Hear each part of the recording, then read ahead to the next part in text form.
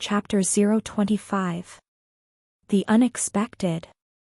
Zorian stared at the stone disc in his hand in silent contemplation. It was done. Zack finally knew he wasn't alone in the time loop. True, the other boy didn't know about Zorian being one of the time travelers. The matriarch had presented herself as the time traveler and made no mention of Zorian, but it was only a matter of time now. There was no way that Zorian could fool the other boy for more than a couple of restarts now that the idea of there being other time travelers was no longer totally ridiculous in Zack's mind. Assuming he even wanted to. After all, if this plan of theirs worked and the third time traveler was neutralized, there would be no reason not to introduce himself to Zack immediately afterwards. So, Zorian said. How did Zack react to your introduction? Confusion, surprise and outrage, the matriarch responded.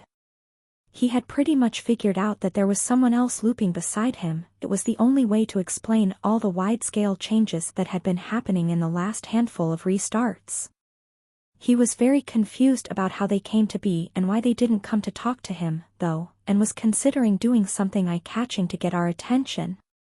The idea that the other time traveler is a giant talking spider caught him off guard, but I don't think it will be a problem in the long term. He didn't seem to be arachnophobic or a human supremacist. Anyway, he was pretty angry when I told him there was a third time traveler and that he had been mind-wiped by them, so I cut our meeting short so he can cool off a little. Understandable, Zorian said. I know that Arania consider memory editing to be business as usual, but humans tend to flip out over such things. Do you think he bought your story about you being the other time traveler? Actually, I said there are several Arania time travelers. That I had a way to bring other people into the time loop. Technically true, and makes us look like a bigger threat. Not sure if that was really necessary, Zorian mused. Or even wise. What we have planned already should be sufficient to annoy the third time traveler into confronting you. Making yourself look more dangerous than you already are is just going to make him more cautious and dangerous. You're overthinking things, the matriarch said. We're trying to set a trap, not engage the enemy in battle. Given that our enemy hasn't responded to our provocations so far, I think that getting him to take the bait is a bigger priority than worrying what happens once he does. As you have yourself stated, and as Zack has learned so painfully over the course of this time loop, there is only so much a single mage can tackle on his own. However capable our opponent is, he's not walking off from a well-prepared ambush. Right, Zorian said dubiously. He was far less certain than she was about that plan, but it wasn't like he had a better idea. And besides, maybe having one of her plans blow up in her face would make her more forthcoming with information in the next restart. So do we have Zack's support on this? He will help, yes, the matriarch confirmed. I didn't really have to offer anything to make him cooperate. He even asked for a list of targets so he can help us soften up the invading forces before the actual invasion date. Very earnest and straightforward, that boy. Quite unlike you and your rampant paranoia, I might add. Zorian narrowed his eyes, gripping the stone disc in his hand a little tighter. Was that it? Was the matriarch trying to replace him with Zack? Someone more trusting and easier to manipulate? Was Zorian going to be next on the chopping block once the threat of the third time traveler was gone? That settled it. He was going to reveal himself to Zack sometime soon, regardless of how this ambush turned out. There was an advantage to anonymity, yes, but it was massively outweighed by the danger of allowing the Iranian matriarch exclusive access to Zack. That could end up very badly for Zorian. You've been silent for a while, the matriarch noted. You do know I was just teasing you, right? I was just thinking, Zorian said. Thinking about how glad he was they were communicating through the relays at the moment. It made it next to impossible for the matriarch to read his thoughts unless he specifically sent them to her.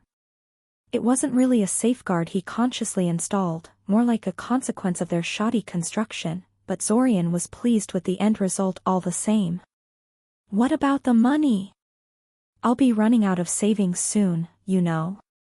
I'll be able to get you about 20,000 pieces by the end of the week. Will that be enough? For the ingredients? Sure, confirmed Zorian. If we have to hire experts, though? I'm not so sure. Good experts are expensive, especially if you're hiring them on a tight schedule or expect them to be discreet.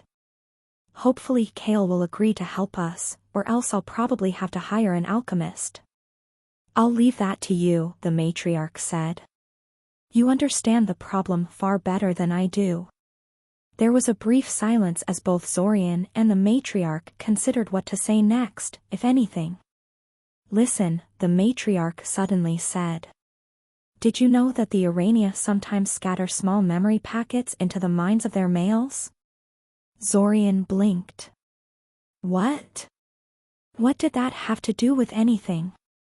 No, said Zorian hesitantly. I can't say that I did. Well, they do, the matriarch said. It's a pretty good way to leave secret messages if you know what you're doing. If you break the message into sufficiently small chunks and embed it carefully enough into the targets, it's virtually impossible for anyone without a key to even find them, let alone piece them together into a coherent whole. Why are you telling me this? Zorian asked. Just in case, the matriarch responded. Arania males are far smaller than female ones and very, very cowardly. They're frightened by fire and loud noises just like any other animal, and most divination spells designed to track Arania do not register them as the same type of creature. Most of the time when an Aranian settlement is destroyed, a lot of males will survive the destruction. Leaving messages encoded in their minds is a good way to leave messages from beyond the grave. Zorian frowned. So the matriarch did acknowledge that the ambush could go wrong, but why would she leave a message for him in such a roundabout, complicated way?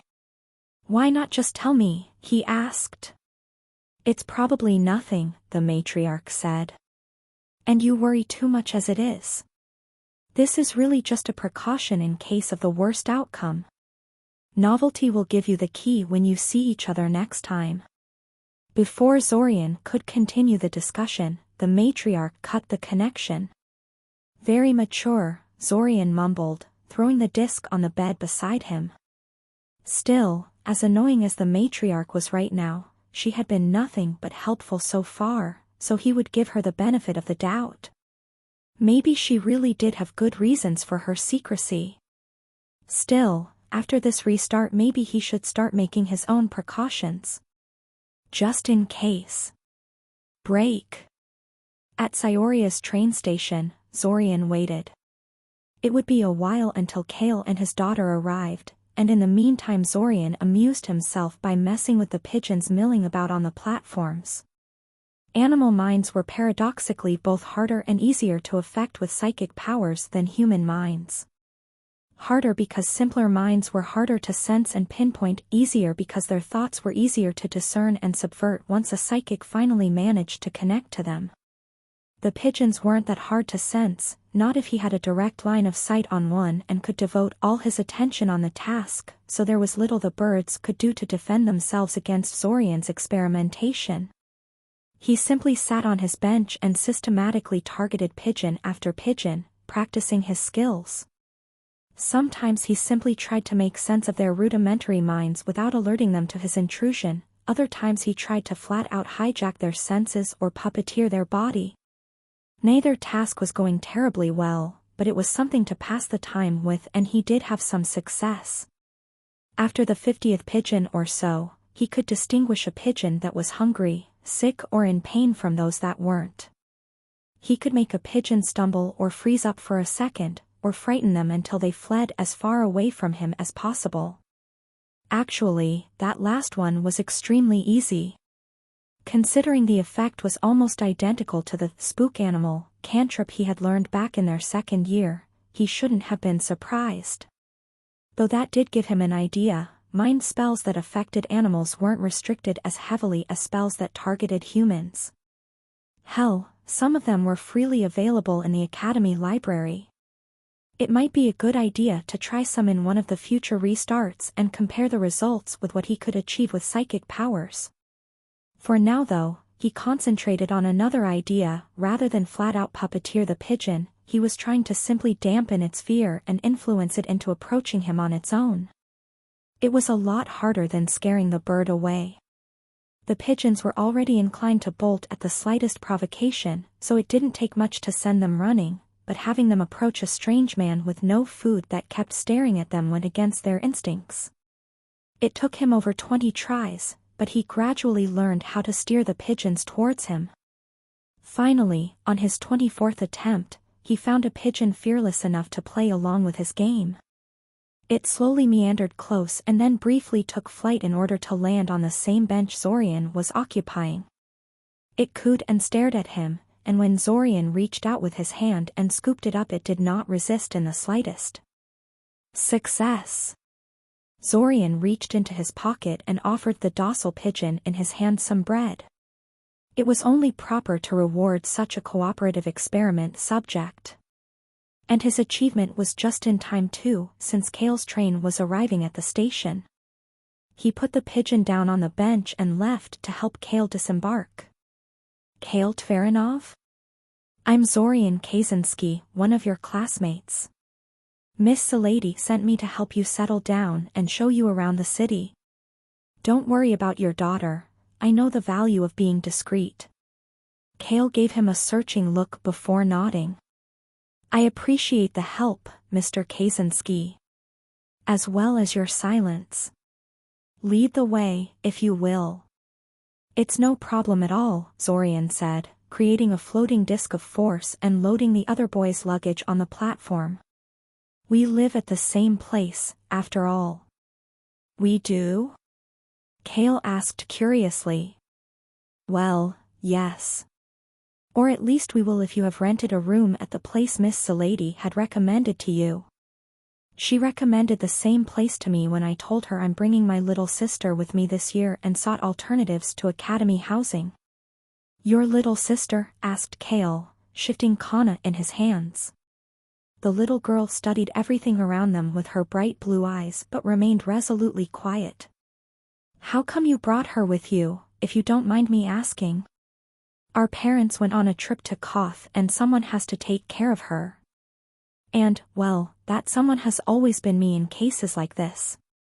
I don't mind all that much, really, and the owner of the place seems to be good with kids. Well, that's a relief, Kale said. To be honest, I had great reservations about coming here, and I was kind of worried Miss Salady overstated her friend's fondness for children in order to get me on board with the enrollment. I don't think you have a lot to worry about. Amaya, the owner of the place, seems honest and friendly enough. And I'm an empath, so I can usually tell. Kale gave him a sharp, questioning look. Too sudden? Zorian asked. Sorry, but I wanted to get it out of the way first.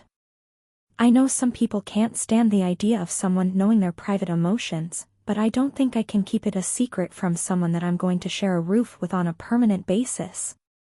If you aren't worried about living with a Morlock, I don't think I have rights to complain about you being an empath, Kale said, shaking his head. He gave his daughter a sad look. Truthfully, I am sort of jealous. Kana is so quiet most days, I sometimes wish I could peer into her head and see what she's thinking about. Kana immediately wrapped her little hands around Kale's head and gave him a quick kiss on the cheek. Kale snorted derisively and ruffled her hair, a smile dancing on his lips. Kana 1, Kale 0, Zorian thought to himself. Quiet she might be, but Kana clearly knew how to deal with her father effectively. A few moments later, when the moment had passed, the two boys resumed their conversation in a much less reserved fashion, the ice having been successfully broken. Break. Amaya's kitchen was crowded. Crowded and loud. Between Zorian and Kiriel, Kale and his daughter, visiting Ilsa and Taven, and finally Amaya herself, the room was as full as it could comfortably be, and there were constantly at least 2 simultaneous conversations going on at any particular moment. Strangely enough, Zorian felt comfortable being there. In the past, these kinds of gatherings had annoyed him terribly, and he would find some reason to excuse himself and leave as soon as possible. The difference, he realized, was that he was no longer in a gathering of strangers. This was the first time he actually felt he belonged in one of these things, instead of being a barely tolerated intruder constantly scrutinized for weakness and misbehavior. He still remained mostly quiet, of course. But it was a comfortable silence. And then Grunt and Mumble hit it with polar beams and froze it solid, spoke Taven animatedly. I don't know whether that really killed it, but it put it out of the fight long enough for us to run for it. Most harrowing experience of my life, let me tell you. I'm really glad Zorian was there. If I had chosen any other third-year student as filler, I don't think I'd have survived that encounter. Zorian fidgeted in his seat, a little uncomfortable at the praise. If it weren't for him, Taven wouldn't have encountered that troll in the first place, so he didn't feel like he had done her any favors. While it's indeed impressive that Zorian can contribute in such a fight, I'm going to have to insist you refrain from bringing him along to your dungeon delving in the future, Ilsa said with an amused smile. He's my apprentice now, and it would look absolutely terrible on my record if I let my apprentice be killed by a rampaging troll or some other monsters immediately after signing the contract. Yeah. Taven fumbled. Well, I have no intention of going down there for a while. I reported the incident to the police, but the cleanup will probably take months, and the place is too dangerous for me and my group at the moment. A wise decision, Ilsa nodded. She then shifted her attention to Zorian. And the same principle holds for you. I don't want you taking such risks in the future. I will ignore the issue this once, since you were helping a friend and the situation escalated beyond anything that could reasonably be expected, but from now on consider all excursions into the dungeon forbidden until further notice. Of course, Zorian immediately agreed, having no intention of actually honoring the restriction. And I want you to consult me before doing anything similarly dangerous in the future, Ilsa warned. Is there anything else I should know about? Not really, Zorian said. Ilsa gave him a hard stare. Maybe he should throw her a bone to distract her with before she starts actually monitoring him. Well, I'll be meeting my Arania tutor on a regular basis, but she's totally harmless. Wouldn't hurt a fly, despite being a giant spider. Ah yes, the spiders, Ilsa said with obvious distaste. Don't worry, Amaya has already told me about your condition. I wanted to speak to you about that, but I'll wait until we can meet in a more private setting. Zorian nodded, appreciating Ilsa's discretion. Kale still didn't know about the full extent of his mental abilities and Zorian didn't believe this was the time to reveal them. He was kind of disappointed that Amaya had told Ilsa about his condition without asking for his permission. It was by no means unexpected, but still disappointing. I'm curious, Kale said. If your teacher wouldn't hurt a fly, what does she eat? I'm pretty sure all spiders are strict carnivores. Mostly rats and stray dogs, Zorian said. Rats? Kiriel asked in disgust. I'm told rats can get pretty big in Cyoria, Zorian said. Oh boy, can they ever, Taven confirmed. I swear I once saw one of them stalking a cat instead of the other way around. She's just telling fishermen's tales, Amaya quickly assured the disturbed-looking Kiriel. I've lived here my whole life and have never seen anything like it. How do you know that stray humans aren't also on their diet? Asked Ilsa. According to Novelty, the idea is about as likely as a group of humans hunting an occasional dragon in order to put some meat on the table, that is to say, not very. There is almost always easier prey around, answered Zorian. Not that Arania are harmless, far from it, but if they kill me it's not going to be because they want to eat me. Novelty? Kale asked. That's the name of the Arania tutoring me, Zorian shrugged. Well, technically her name is Enthusiastic Seeker of Novelty, but that's unwieldy and she doesn't mind if I shorten it. That name sounds stupid, Kiriel said. Zorian opened his mouth to tell her that Kiriel was also a stupid name when he thought better of it. For one thing, it was best to reserve immature bickering with her when they were alone. For another, he had just thought up a much more amusing and diabolical idea. Want to meet her? Zorian asked. What? Kiriel asked. Novelty. Want to meet her? Kiriel stayed silent, mulling it over. I don't know. I don't like spiders. They're disgusting. Well, okay, Zorian shrugged. I just figured you'd jump at the chance to meet with a member of a reclusive race of magical creatures that very few humans can boast speaking to. Once-in-a-lifetime opportunity and all that. But I guess I understand Dash. Well, Kiriel fumbled. Actually, I changed my mind. She's not going to try to touch me, is she? Of course she was going to try and touch her. Novelty wanted to touch everything. By her own admission, she once stuck one of her legs into an open flame in order to see what would happen. I'm sure she'll keep her distance if you ask politely, Zorian told her. How he kept a straight face after telling her that he'd never know. Sometimes he surprised even himself. The conversation continued for a while after that, but eventually began to peter out. Ilsa and Taven excused themselves and left, while Kiriel amused herself with trying to teach Kana how to draw. Of course, unlike Kiriel, Kana was a typical child with age-appropriate, that is to say, appalling, drawing aptitude, but neither Kiriel nor Kana seemed discouraged by that. Zorian excused himself and went to his room to see if he could get some work done before Kiriel came looking for him. It was not to be, though. Barely a minute after he had sat on his bed, Kale showed up and knocked on the doorframe to get his attention. Am I interrupting something? He asked. No, I was just considering what to do with myself. Did you need something? Asked Zorian. Sort of, said Kale. I just came to tell you that you don't have to dance around the issue of your mind magic anymore. I already figured out you're not just an empath. Kiriel told you, didn't she? Zorian sighed. Not so much told me as gave me enough clues to figure it out. She's a chatty kid. But there is no need to be angry at her. It's not like I'm going to turn on you just because you're learning how to read people's thoughts. Thanks, Zorian said. Although quite frankly, it would be kind of hypocritical of you to shun me for dabbling in forbidden magics, Mr. Junior Necromancer. Kale immediately flinched back in shock and gave him a wide-eyed look. What? There is no way. Zorian gestured him to quiet down and Kale immediately shut up and peered down the corridor to make sure no one had been listening.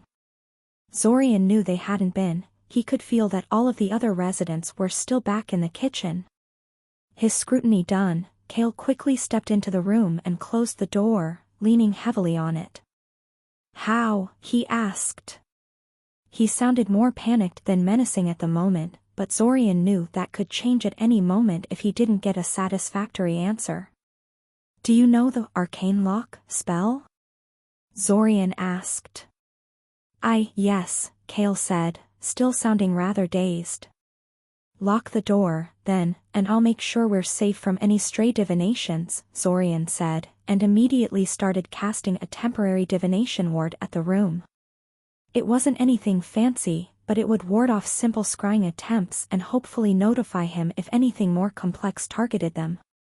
Not that he really thought they would need it, but it was good practice and you could never be careful enough. 5 minutes later the room was as secure as Zorian could make it on such quick notice and Kale looked increasingly impatient.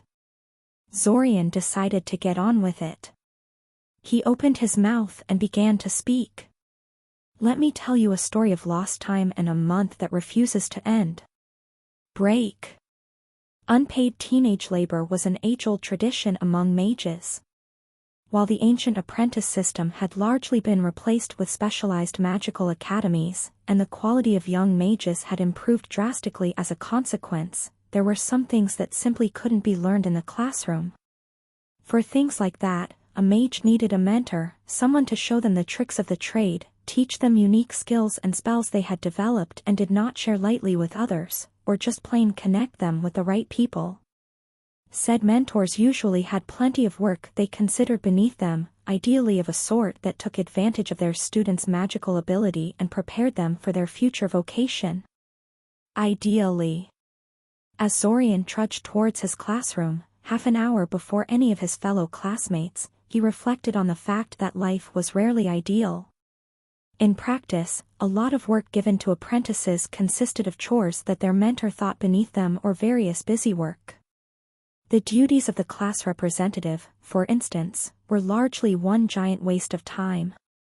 In the previous restarts, this fact didn't bother him all that much. The job was fairly easy so long as you didn't take it as seriously as a Koja did, but this time he had so many things vying for his attention that he resented this additional duty being piled up on top of it all. Maybe he shouldn't have talked Ilsa into taking him as her apprentice this restart, but, well, what's done is done. He yawned. He supposed he was just cranky today since he had gotten very little sleep last night. His conversation with Kale literally took hours since the other boy wanted to know absolutely everything and kept asking for details. While Zorian didn't begrudge the other boy for wanting answers and considered the time well spent, he kind of planned to use that time to read through the research assignments he had collected from his classmates on behalf of Ilsa. Assignments he had to give to Ilsa today, complete with corrections and grade recommendations. He had thought his knowledge from previous restarts would make the task a child's game, but apparently something about their massive changes to this restart caused Ilsa to give out completely different topics for research and he had to actually read everything from scratch.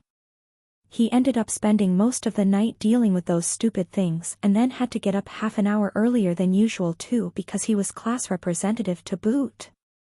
Peering into the classroom, he saw that a Koja was already inside. He rolled his eyes at her excessive punctuality and marked her down as present on his little attendance sheet. The blackboard was full of horrible drawings, love confessions and other garbage, but he knew better than to wipe it clean right now. A clean blackboard was utterly irresistible to some of the idiots in his class, and they would no doubt make a mess again by the time the teacher finally showed up. Who knew, maybe if he left it alone long enough a Koja would take care of it on her own initiative, as she was sometimes wont to do. The first to arrive were, surprisingly since they weren't normally early birds, Annika and Army, the famous Ashirai twins. The Ashirai family consistently produced soul-bonded twins as their descendants, and the two sisters he shared his class with were no different. Zorian had considered asking them for help back when he thought he was soul-bonded to Zack, or at least questioning them about the mechanics of soul bonds, but eventually decided it would be a bad idea. For one thing, mage families tended to jealously guard their family magics, and it was obvious that the Ashirai family was trying to become an official house with their own magical specialty centered around their soul bonds. Asking too closely about their family style could have ended up blowing up in his face spectacularly, and Zorian hadn't been willing to risk it, time loop or not. A second concern was that the twins were unreliable. Benasek level unreliable. They were giggly little twits who took nothing seriously and wouldn't keep quiet even if he paid them. No, it had definitely been smart of him to stay away from them. Next to arrive was Kale, who apparently couldn't sleep very well after yesterday's revelations, and eventually decided to just come early. They didn't talk much before the Morlock boy decided to retire to his seat, but Zorian could already see there would be more questioning in the near future. Lovely. He had forgotten how inquisitive and interested in the time loop Kale had been the last time he had been aware of it. Briam, Naeem and Edwin were marked down as present next.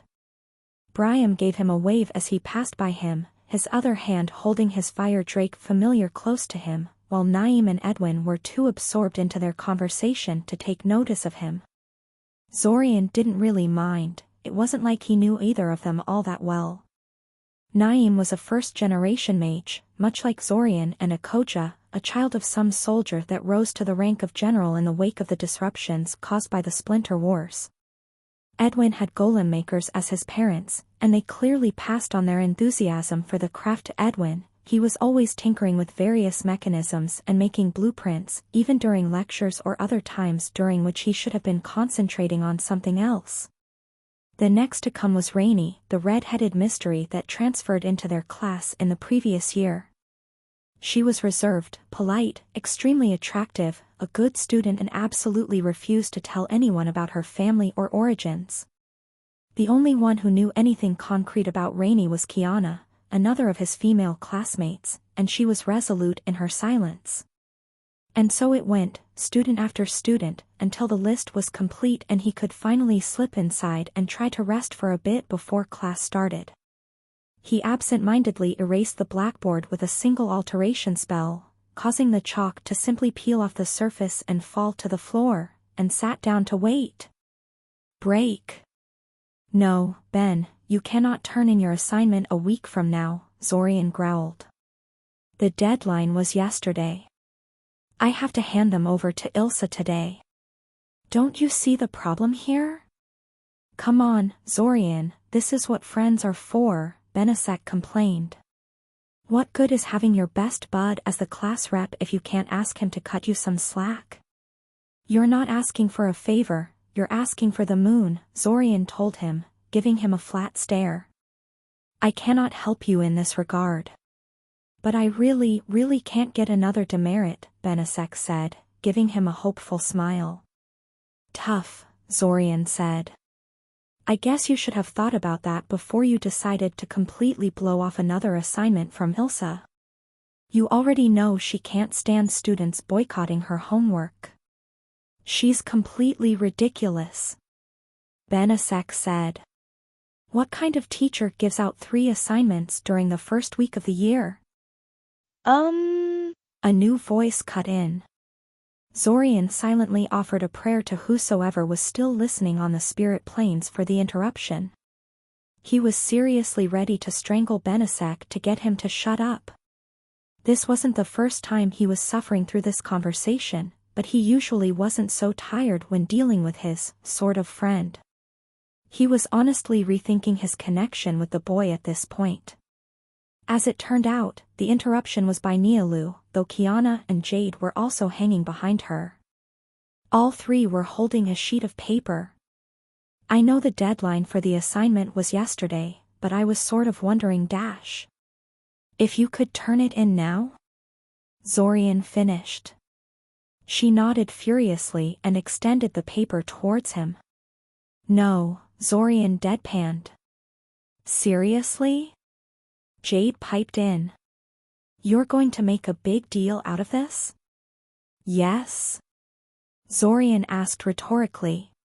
Why don't we just leave this here, Kiana said, placing her assignment on his desk, and you can decide whether you want to bother with them when Benesek is done annoying you and you cool down a little. Hey! Benesek protested. Sure, Zorian shrugged. You do that. Zorian patiently watched as the 3 of them left their assignments on his table and filed out of the classroom, waited until Benesek finally gave up on convincing him to write Benesek's assignment for him, he supposed.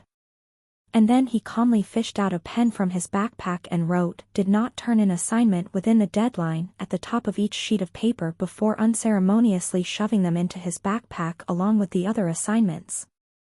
There, let Ilsa decide what to do with them. Why are you still here, AKO? Zorian sighed, turning to the last person remaining in the room. Your assignment was flawless, if that's what's worrying you. I'm glad you decided to take the position from me, she said. I don't think I could have gone through another year of it. When I accepted the position back in our first year, the teachers said it was a privilege. That there were benefits for the class representative. That it commands respect. But it was all a sham, and by the time I realized that nobody was stupid enough to take the position from me. Hey, protested Zorian lightly. I'm not saying you're stupid for taking it, she immediately clarified. You accepted it because it was bundled along with the apprenticeship with Ilsa. You were far smarter about it than I had been. More like less naive, Zorian said. She flinched at his remark. Apparently he hit too close for comfort. Why did you sink so much effort into it if you hated it? Why not just boycott the whole thing? Because it would be wrong, she said vehemently. You shouldn't shirk your responsibilities. And I had accepted the class representative duties as my responsibility. Zorian gave her an incredulous look. What? She challenged. Defiant. Daring him to tell her she was wrong. Nothing, Zorian said. He didn't want to argue with her. Ever since he had started to develop his empathy, he became increasingly sure she had a crush on him. A small one, but it was there. And while he didn't return her feelings at all, he also didn't want to hurt her emotionally. And he would have hurt her if he started talking to her honestly. They were two very different people, with different worldviews and ideals, for all that Akoja seemed to think they were alike. Listen, Ako, he said, rising from his seat. I spent most of last night reading through the assignments and I'm not the best person to hold a philosophical discussion with right now.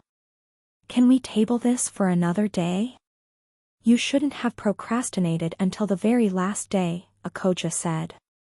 That's almost as bad as what those three did. No, it isn't, Zorian disagreed. He hefted his backpack in one arm and rose from his seat. And it's impolite to preach like that. See you around, Ako. Wait, she said. Zorian could suddenly feel a wave of nervousness emanating from her, and the fact she was wringing her hands under her desk and looking anywhere but in his direction completed the impression. Can we talk? Not now, but... I'd like your opinion with something. Crap. This had never happened before in any of the restarts. What set her off? He really hoped this wasn't a love confession. He couldn't afford that kind of drama right now. Can it wait until next week? He asked.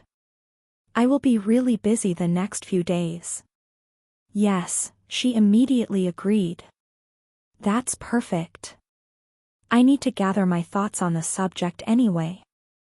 I'll tell you when I'm ready. Break. You wanted to see me? Zorian asked as he peered into Ilsa's office. Ilsa gestured him to come inside, too busy sipping on her tea to give a verbal response. Zorian sank into the visitor's chair and promptly handed her all of the assignments he had collected from the students. She took a glance at them before setting them aside and taking another sip from her cup. For a minute or so, she just kept silently scrutinizing him. Finally, she put down her cup and sighed. I wanted to talk to you about your experimentation with mind magic, she said, drumming her fingers on the table. I'm sure you're aware of the rather illegal nature of most mind-affecting magic, but since it's the product of an inborn ability rather than access to restricted spells and literature, some allowances can be made. The Empath Association goes to great pains to make a distinction between empathy and mind reading, and to claim one is just a logical extension of the other is novel. And more than a little controversial. Nonetheless, my discreet inquiries into the subject have discovered there is indeed a known link between the two abilities, so your story holds water. Technically, empathy and mind reading are indeed different. Empathy is a passive skill with no mental intrusion involved, while mind reading requires one to actively invade the mind of another, explained Zorian. It's just that every empath is capable of mind reading with the right training. Oh. Interesting, said Ilsa. I'm surprised more mages haven't stumbled upon the fact, then. I thought about that, actually, Zorian said. The Urania are born with the ability. They speak to each other telepathically as their normal mode of communication, they have telepathic scuffles as kids, they use it to hunt their prey, for just about anything. It's natural that they would refine and build upon the ability, exploiting it to its logical extreme. Human empaths, on the other hand, are rare and isolated, so most of them have to rediscover the wheel alone, so to speak. It doesn't help that few people are willing to let someone read their mind, so any training is almost certainly illegal. So most people who discover their latent telepathic abilities are either going to keep mum about it or become outright criminals. There probably is a fair number of empaths who have discovered the fact, but they certainly aren't going to admit it to anyone. Excellent reasoning, Ilsa praised. And actually, it is the issue of training partners in particular that I wanted to talk to you about. I understand your sister has already agreed to help you with your training, but I am given to understand that having a wide variety of targets to practice on would be preferable, yes? Yes, agreed Zorian.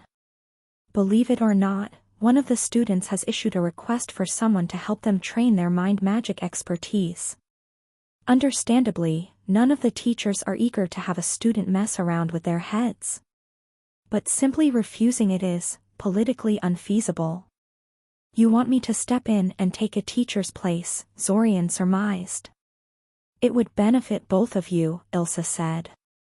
You both want a target to practice on, and you're both more qualified to help one another when it comes to mind magic than any of the teachers the Academy has at its disposal.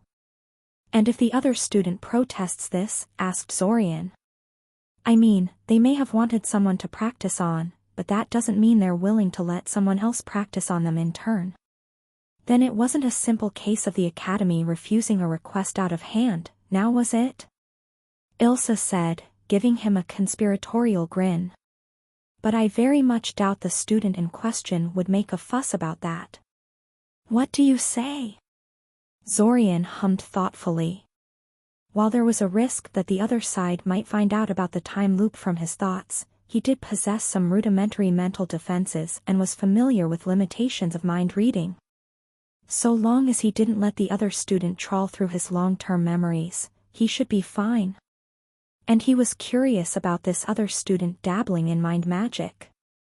All right, I'll give it a try. Who am I going to be working with? One of your classmates. Tinami Aope, Ilsa said.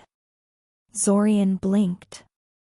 Tinami was, wait, of course it would be her. Aope were rumored to dabble in mind magic, among other things. Not all rumors were malicious nonsense.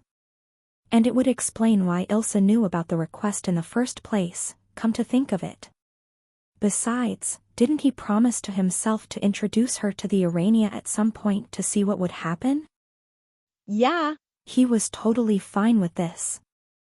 Hello, Tinami, Zorian said, walking into the empty classroom Ilsa had reserved for their lessons. Am I interrupting anything? She fidgeted. I'm actually waiting to meet someone. For mind magic practice, right? He asked. Her eyes widened in response. That would be me. I will be your partner today, if you would have me. I was. I don't want to be rude, but I was kind of hoping for an expert. Huh, so Ilsa didn't tell her who was going to teach her? Strange. I'm a natural mind mage, Zorian said. I'm the closest thing the Academy has to an expert on the topic. Why don't we try this and you can leave in a huff if I can't satisfy you, okay? She immediately flushed scarlet and looked away, her feelings cycling between embarrassment and outrage. Maybe he should have worded that better. Bad choice of words, let's pretend I said something else, Zorian said quickly. Anyway, I'm surprised you didn't know who would be teaching you. How much did Ilsa tell you about me? Just that you need someone to practice on, too, Tinami said quietly. I don't really mind. I have enough mental discipline to keep sensitive things from my surface thoughts most of the time. Likewise, Zorian said. And I won't allow you to look into my memories. All right, she agreed.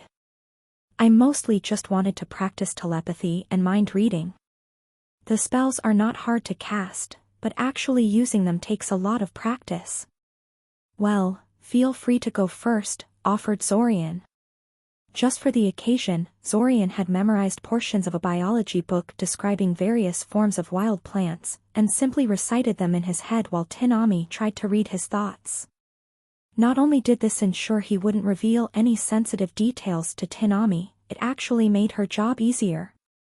It was a lot simpler to read someone's thoughts when they thought in concrete words and sentences, as opposed to a confusing stream of consciousness that composed the vast majority of people's thoughts. In fact, the matriarch explained to Zorian that it was simply not possible to read people like a book, unless they were literally reciting text in their heads like he was doing at the moment. There was always a large amount of guessing and extrapolation involved, and no mind reader could completely understand another sentient being. But they could get pretty damn close. Why are your thoughts full of information on plants? Tinami asked with a frown. Apparently, Tinami didn't know that. Aope's style of mind magic training was very crude, and boiled down to throwing a kid into the swimming pool and hoping they didn't drown. A bit disappointing, really. He eventually shifted to reciting sequences of numbers and imagining simple geometric shapes. I guess I owe you an apology for doubting you, Tinami said. You really do know your stuff. Do you want to try now? Zorian nodded and then focused on her, homing in on the glittering star he saw in front of him through his mind's sense and connecting with her mind. Are you sure you're ready? She yelped and jumped in her seat. What? Telepathic communication, he explained. But, you didn't cast a spell, she frowned. I don't have to. As I said, I'm a natural mind mage. I can sense all minds in my vicinity and I can connect to them if I want to. Right now I am talking to you telepathically, but if you're ready I will expand my awareness to your surface thoughts. She closed her eyes for a second but then frowned and opened them again. Wait, she said. I don't understand. If you made a telepathic link between us, why can't I use it to talk to you telepathically? I suppose that's how it works if you use a structured spell for it. Well, yes.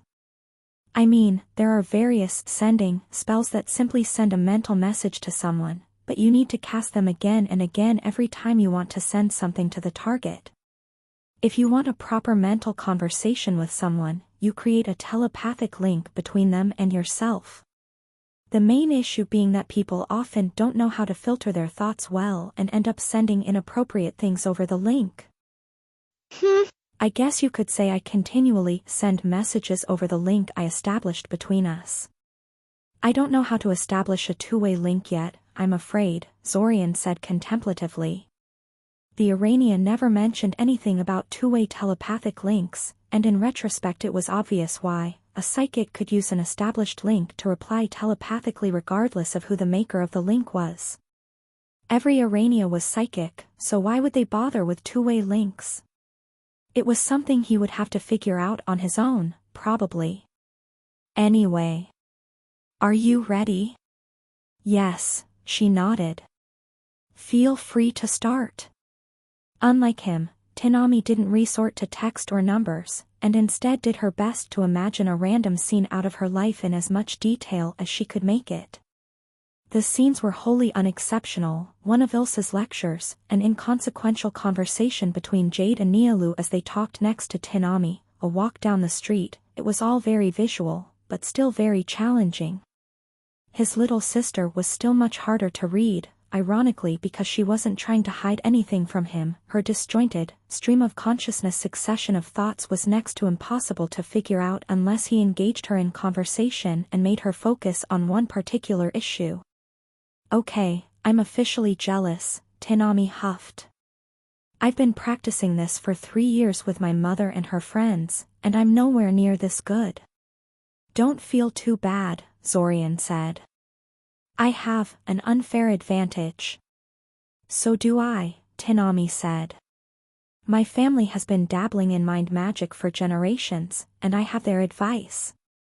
It's frustrating to realize just how much raw talent can mean in a field like this. It's not just raw talent, Zorian said. I too have a teacher with generations of mind magic practice. She raised her eyebrow at him. There aren't very many of those, she remarked. I'm pretty sure my mother would know if any of our rivals adopted a new student. Not many human ones, you mean, Zorian smiled. Your mother definitely wouldn't know, not unless she keeps tabs on the many colonies of telepathic spiders scattered throughout Altazia. Tinami stared at him in silence for a few seconds, before leaning towards him excitedly. Telepathic spiders? You mean, you have actually met one of the legendary Arania? Legendary? Zorian almost scoffed, but he supposed that the spiders were very good at hiding themselves. While there were humans who knew about them, very few seemed to be willing to advertise their connections to the Arania colonies. Zorian didn't think it was because of intimidation on behalf of the Arania, or at least not just because of that. In all likelihood the mages that were in the know simply wanted to preserve their monopoly on the business with the Arania and didn't want rival mages butting in and demanding their piece of the pie. Her name is Enthusiastic Seeker of Novelty, Zorian said. Would you like to meet her? Chapter 026. Soul Kill. The temple was just as imposing as it had been the last time Zorian had visited it, the same guardian angels glaring down at him, the same deserted feel to the building and the same creation story carved into the heavy wooden doors. This time he studied the carvings on the door with more interest than he had done the last time, however, since some of the images were rather interesting in light of things he had discovered after his first visit. Specifically, some of the bottom carvings depicted monsters that sprang up from the world dragon's flaking heart, and these monsters were clearly primordials. They had the whole, impossible patchwork creature look that seemed to be the primordials' one defining feature, and they matched the descriptions of well-known primordials he had read about in the books. The unholy cross between scorpion, dragonfly and a centipede was clearly Hynth, the Locust Lord, whose bronze carapace was impervious to just about everything but divinely forged weaponry and whose 4 pincers could tear steel like paper. The ability to release clouds of biting, devouring insects from pores on his body that devastated the countryside for kilometers around the thing, all while the primordial tackled anyone strong enough to stop them, completed the image of a living natural disaster. The cluster of wings hanging above Hynth was probably Gatus, who was allegedly a ball made out of multicolored bird wings, and only bird wings, and created storms and tornadoes wherever it went, funneling matter into the center of its sphere where it seemed to just disappear without a trace.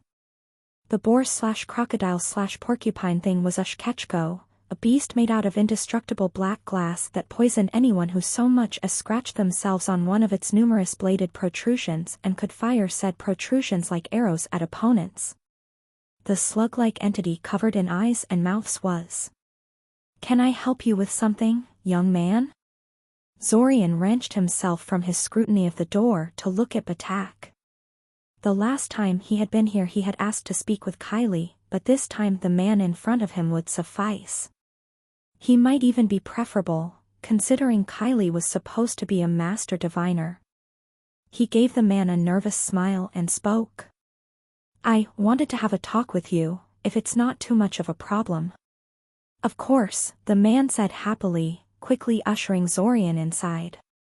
Zorian recalled from last time that the temple didn't receive many visitors. It must be a pretty lonely existence to serve as custodian of this place. Before long they were both seated in front of a small table in a kitchen-like room that Batak used to receive visitors, a prepared teapot steaming in front of them. So, what did you want to talk to me about? Batak said after some small talk, raising his cup to his mouth and taking a long sip. I wanted to ask about primordials, Zorian said. Batak promptly choked on his tea and spent the next few seconds coughing. Why cough? Would you want to know about them? Batak asked incredulously. I'm not sure I should tell you. I don't want any trouble. Batak gave him a curious, impassive look, but Zorian sensed a note of worry in his mind. Well, I'm not sure whether you know or not, but there is a rumor spreading around that some people are going to try to disrupt the summer festival, Zorian began. I've heard about that, yes, Batak sighed. Well, a few days ago I went with some friends into the upper levels of the dungeon to do a job for a client. A simple find and retrieve job, but we ended up running into an underground base full of war trolls and nearly died in the process. The police are keeping it very hush at the moment, but I understand their investigation revealed it wasn't the only base down there. Somebody had spent months preparing a beachhead for this attack and they have a lot of assets to burn. After more than an hour of explanations and clarifications, Batak seemed to accept that the attack was something a lot more serious than he had thought and, more importantly, that it was just a distraction for an attempt at primordial summoning. Thankfully, everything Zorian was telling him was totally true, so whatever method of truth detection the man was using returned his explanations as genuine. The fact that Kylie had a prediction blackout around that time probably did a lot to legitimize the claim in the priest's eyes, since the successful summoning of a primordial could be the reason for her divinations failing. Which was actually why Zorian came to this temple in particular, rather than, say, the main temple of the city. I'll notify the church hierarchy, they should be able to spare a squad or two of investigators to check it out, Batak said. Especially if they have solid proof rather than just an anonymous tip. Do you have anything in writing, perhaps? Here, Zorian said, retrieving a stack of documents and notebooks from his bag and handing them over to Batak. This is everything I have about the invasion. I tried to be as thorough and methodical as possible. I'd really prefer if my name was not mentioned anywhere, though. Batak eyed the stack speculatively. I cannot guarantee that. If your name comes up during the investigation dash. It won't, Zorian interrupted. Well, then I don't foresee any problems, Batak shrugged. A bit odd of you to have so much information on this group if you're not a defector from their ranks. Zorian said nothing. All right, Batak said, perking up and shaking his head slightly as if to clear it. Are you still interested in hearing about the primordials, or was that just a ploy to get my attention? I'm still interested. Yeah, Zorian said. I'm really curious why they felt the need to organize all this just to summon one. To be fair, I don't think knowing more about the primordials will satiate your curiosity in that regard, Batak said. Anyone who wants to summon one of these things is clearly insane.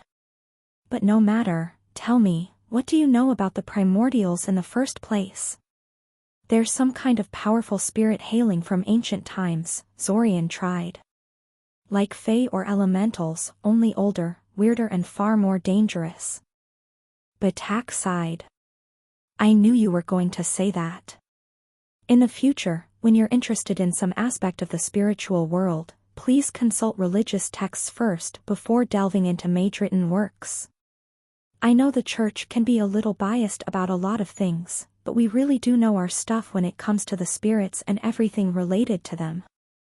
Ever since the gods fell silent, spirits are the only thing we have left, so we have done some extensive work on them. And we don't hide it much either. Zorian nodded sheepishly. It never even occurred to him to look at religious texts on the topic. He blamed his town priest back in Siren, who was a bigoted old hypocrite that kept making problems for Zorian whenever they crossed paths and consequently soured the church as a whole for him. Batak drummed his fingers on the table for a few seconds, gathering his thoughts. All right. First, let me tell you something about actual spirits. I'm sorry if this is already familiar to you, but I need to get it out there to explain why primordials absolutely cannot be spirits. Zorian motioned for him to continue. Spirits are, from a practical standpoint, divided into two main groups, outsider spirits and native ones. Outsiders spend most of their time in their own spiritual worlds and can only ever enter ours if summoned by someone from this side.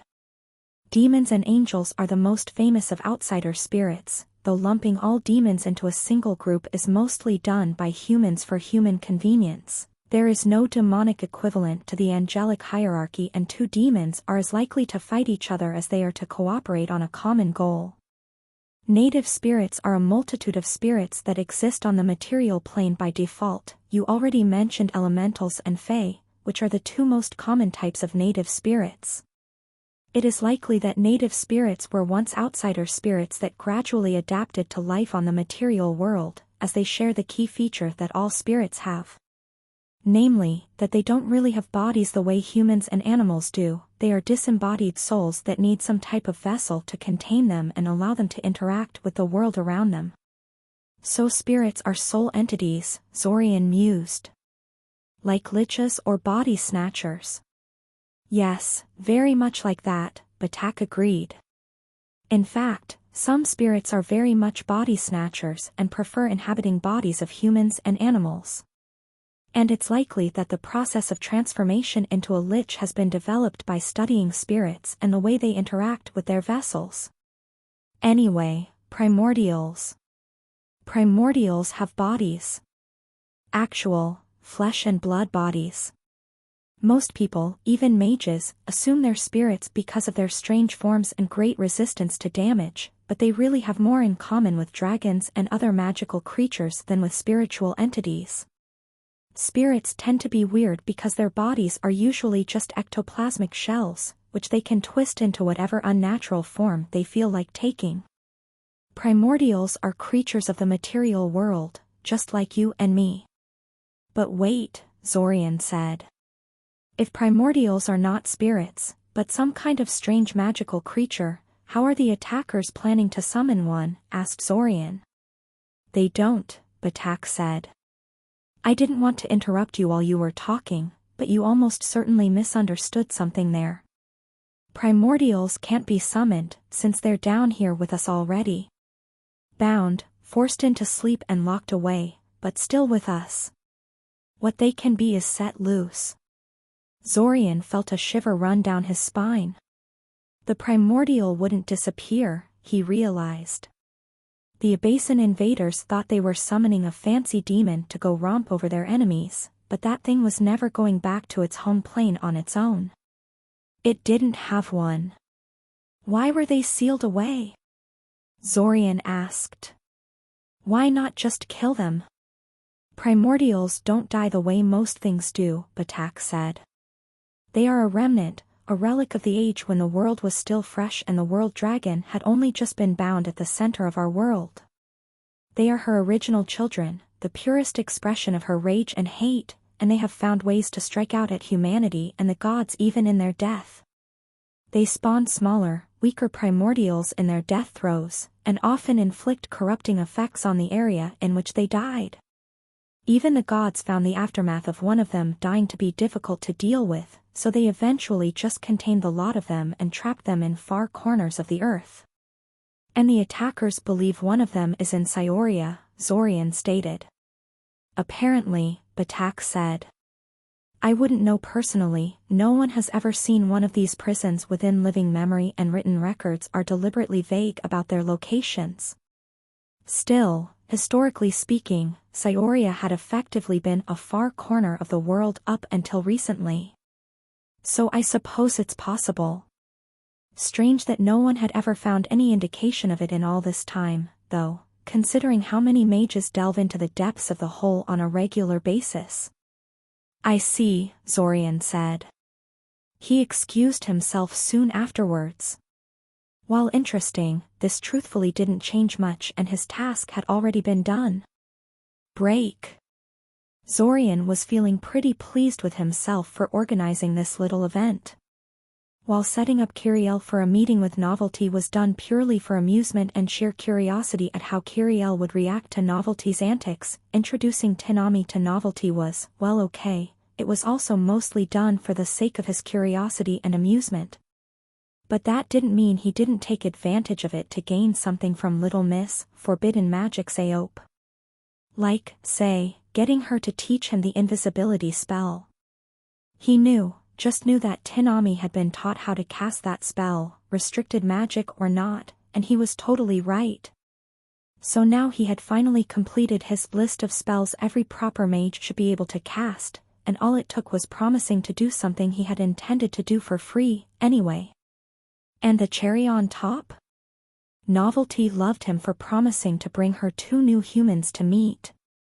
He didn't need to make it up to her in any way, because she thought he was doing her a favor. Yes, Zorian was feeling very pleased with himself. Now all he had to do was wait with Kiriel until their 2 guests showed up and then stand back and watch the fireworks.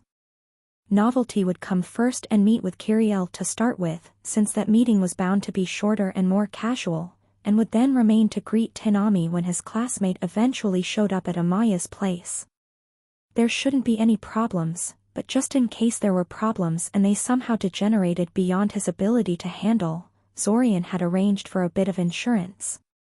So Arania are about the size of a dog? Kiriel asked. A big dog, Zorian said. But Novelty's not scary at all, and I'm sure you'll get along splendidly. She reminds me of you, actually. A giant spider reminds you of me? Kiriel asked him, sounding surprisingly threatening for a 9-year-old. You'll find out why soon enough, Zorian said, more amused than anything. She's coming over as we speak. He had been devoting only half of his attention to his conversation with Kiriel, trying to train himself to pay attention to his mind sense and talk at the same time, and had thus immediately noticed Novelty when she came in range, despite the fact that she had tried to dim her mental presence to surprise him. He immediately launched a telepathic attack on her and she promptly dropped her attempt at stealth in favor of a short mental wrangle that resulted in Zorian being quickly booted out of her mind. Despite his poor showing, Zorian was pleased. He had been doing such greetings for a few days, ever since he realized that Novelty didn't consider such telepathic playfights hostile, and compared to his initial results, this was absolutely amazing. It was kind of amusing how Novelty refused to actually teach him telepathic combat due to the matriarch's orders, but had no problems helping him practice in such a fashion. In fact, after his first few attempts, she sometimes even initiated such impromptu telepathic combat herself, or tried to stalk and surprise him like she did today. He supposed she didn't think of it as teaching, it was just a game as far as she was concerned. She would be rather cross with him if she ever caught him thinking it, but she really was still a child in many respects. That was barely any better than yesterday, Novelty complained, apparently not sharing his optimistic self-assessment. This is why I think we should have gone with my idea for teaching you. It would have been 1,000,000 times faster than our lessons so far. You are not locking me in one of your hatcheries, Zorian told her. But you'd have left a master of telepathic combat within a week. Novelty protested. Well, master by human standards, anyway. No, Zorian responded. He suddenly became aware that Kiriel was tugging on his shirt. What is it, Kiri? You drifted off, she said. I was just talking to Novelty, he said. She looked at him oddly. Telepathically, I mean. Oh, Kiriel said, her eyes widening in realization. I'm so jealous you can do that. I wish I could talk to people without being overheard. It would have been so helpful around Mom. Don't I know it, Zorian sighed. So many things would have been easier if I could have done that earlier. Though maybe it was a blessing in disguise, a lot of people back in Siren would have freaked out if they started hearing voices in their head, and mind magic abuse is punished very harshly by the Mage Guild. Anyway, let's go introduce you to Novelty. To her credit, Novelty hadn't immediately rushed in towards Kiriel and started to crawl all over her. To Kiriel's credit, she didn't immediately scream in fear and try to hide behind him upon seeing a huge black spider hop into the room.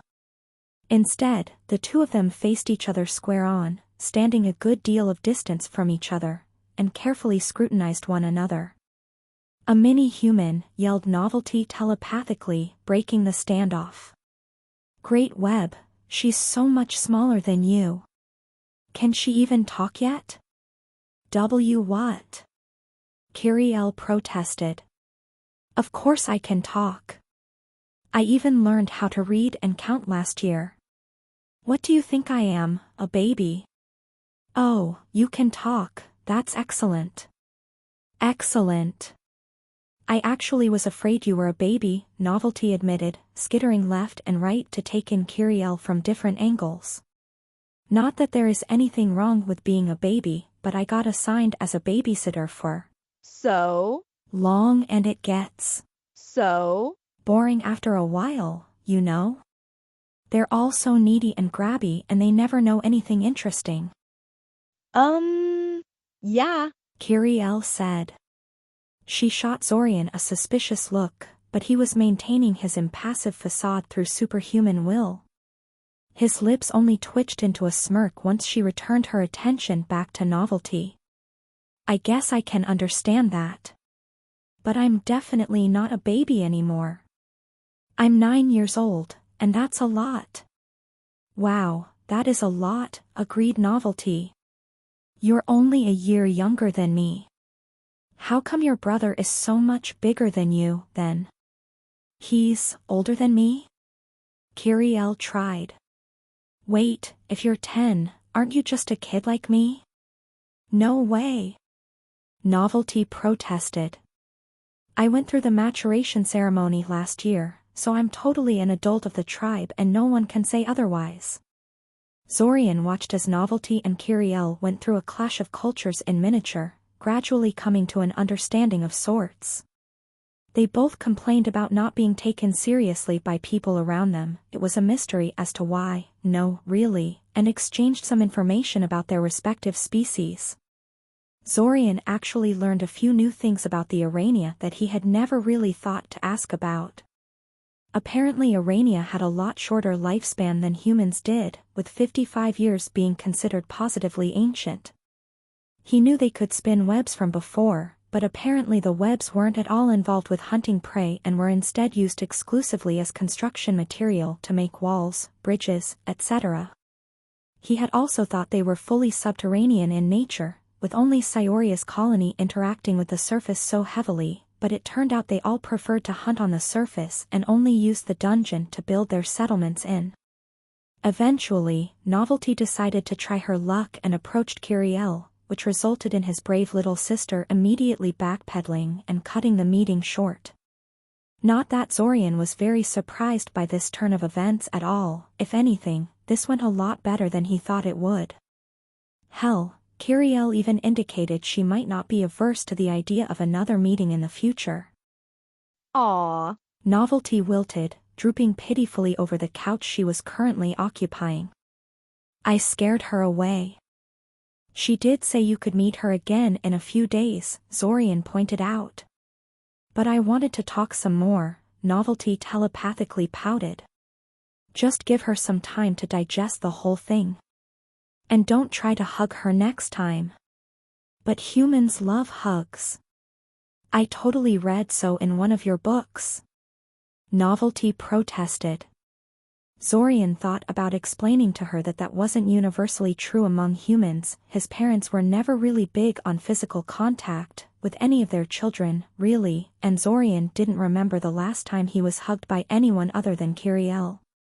Not that he was particularly crazy for hugs himself, mind you. He decided against it. I'm afraid that Arania just don't have what it takes to give a proper hug, Zorian nodded sagely. Sad but true. Do we really look so ugly to you humans? Scary, Zorian corrected. The word you're looking for is scary. You probably shouldn't have spent so much time lovingly describing how your fangs can easily punch through bone and harden leather, or how you kill your prey by driving said fangs into your victim's neck and severing the spine. But cats do the same thing, and cats are cute. You explained so yourself. And then you butted in to note that cats are yummy, thus completely invalidating my attempt to make you seem less threatening, Zorian noted. Novelty sent him an unintelligible telepathic message accompanied by a note of annoyance. Zorian just shrugged and went back to his book while they waited for Tinami to show up. Break. Oh.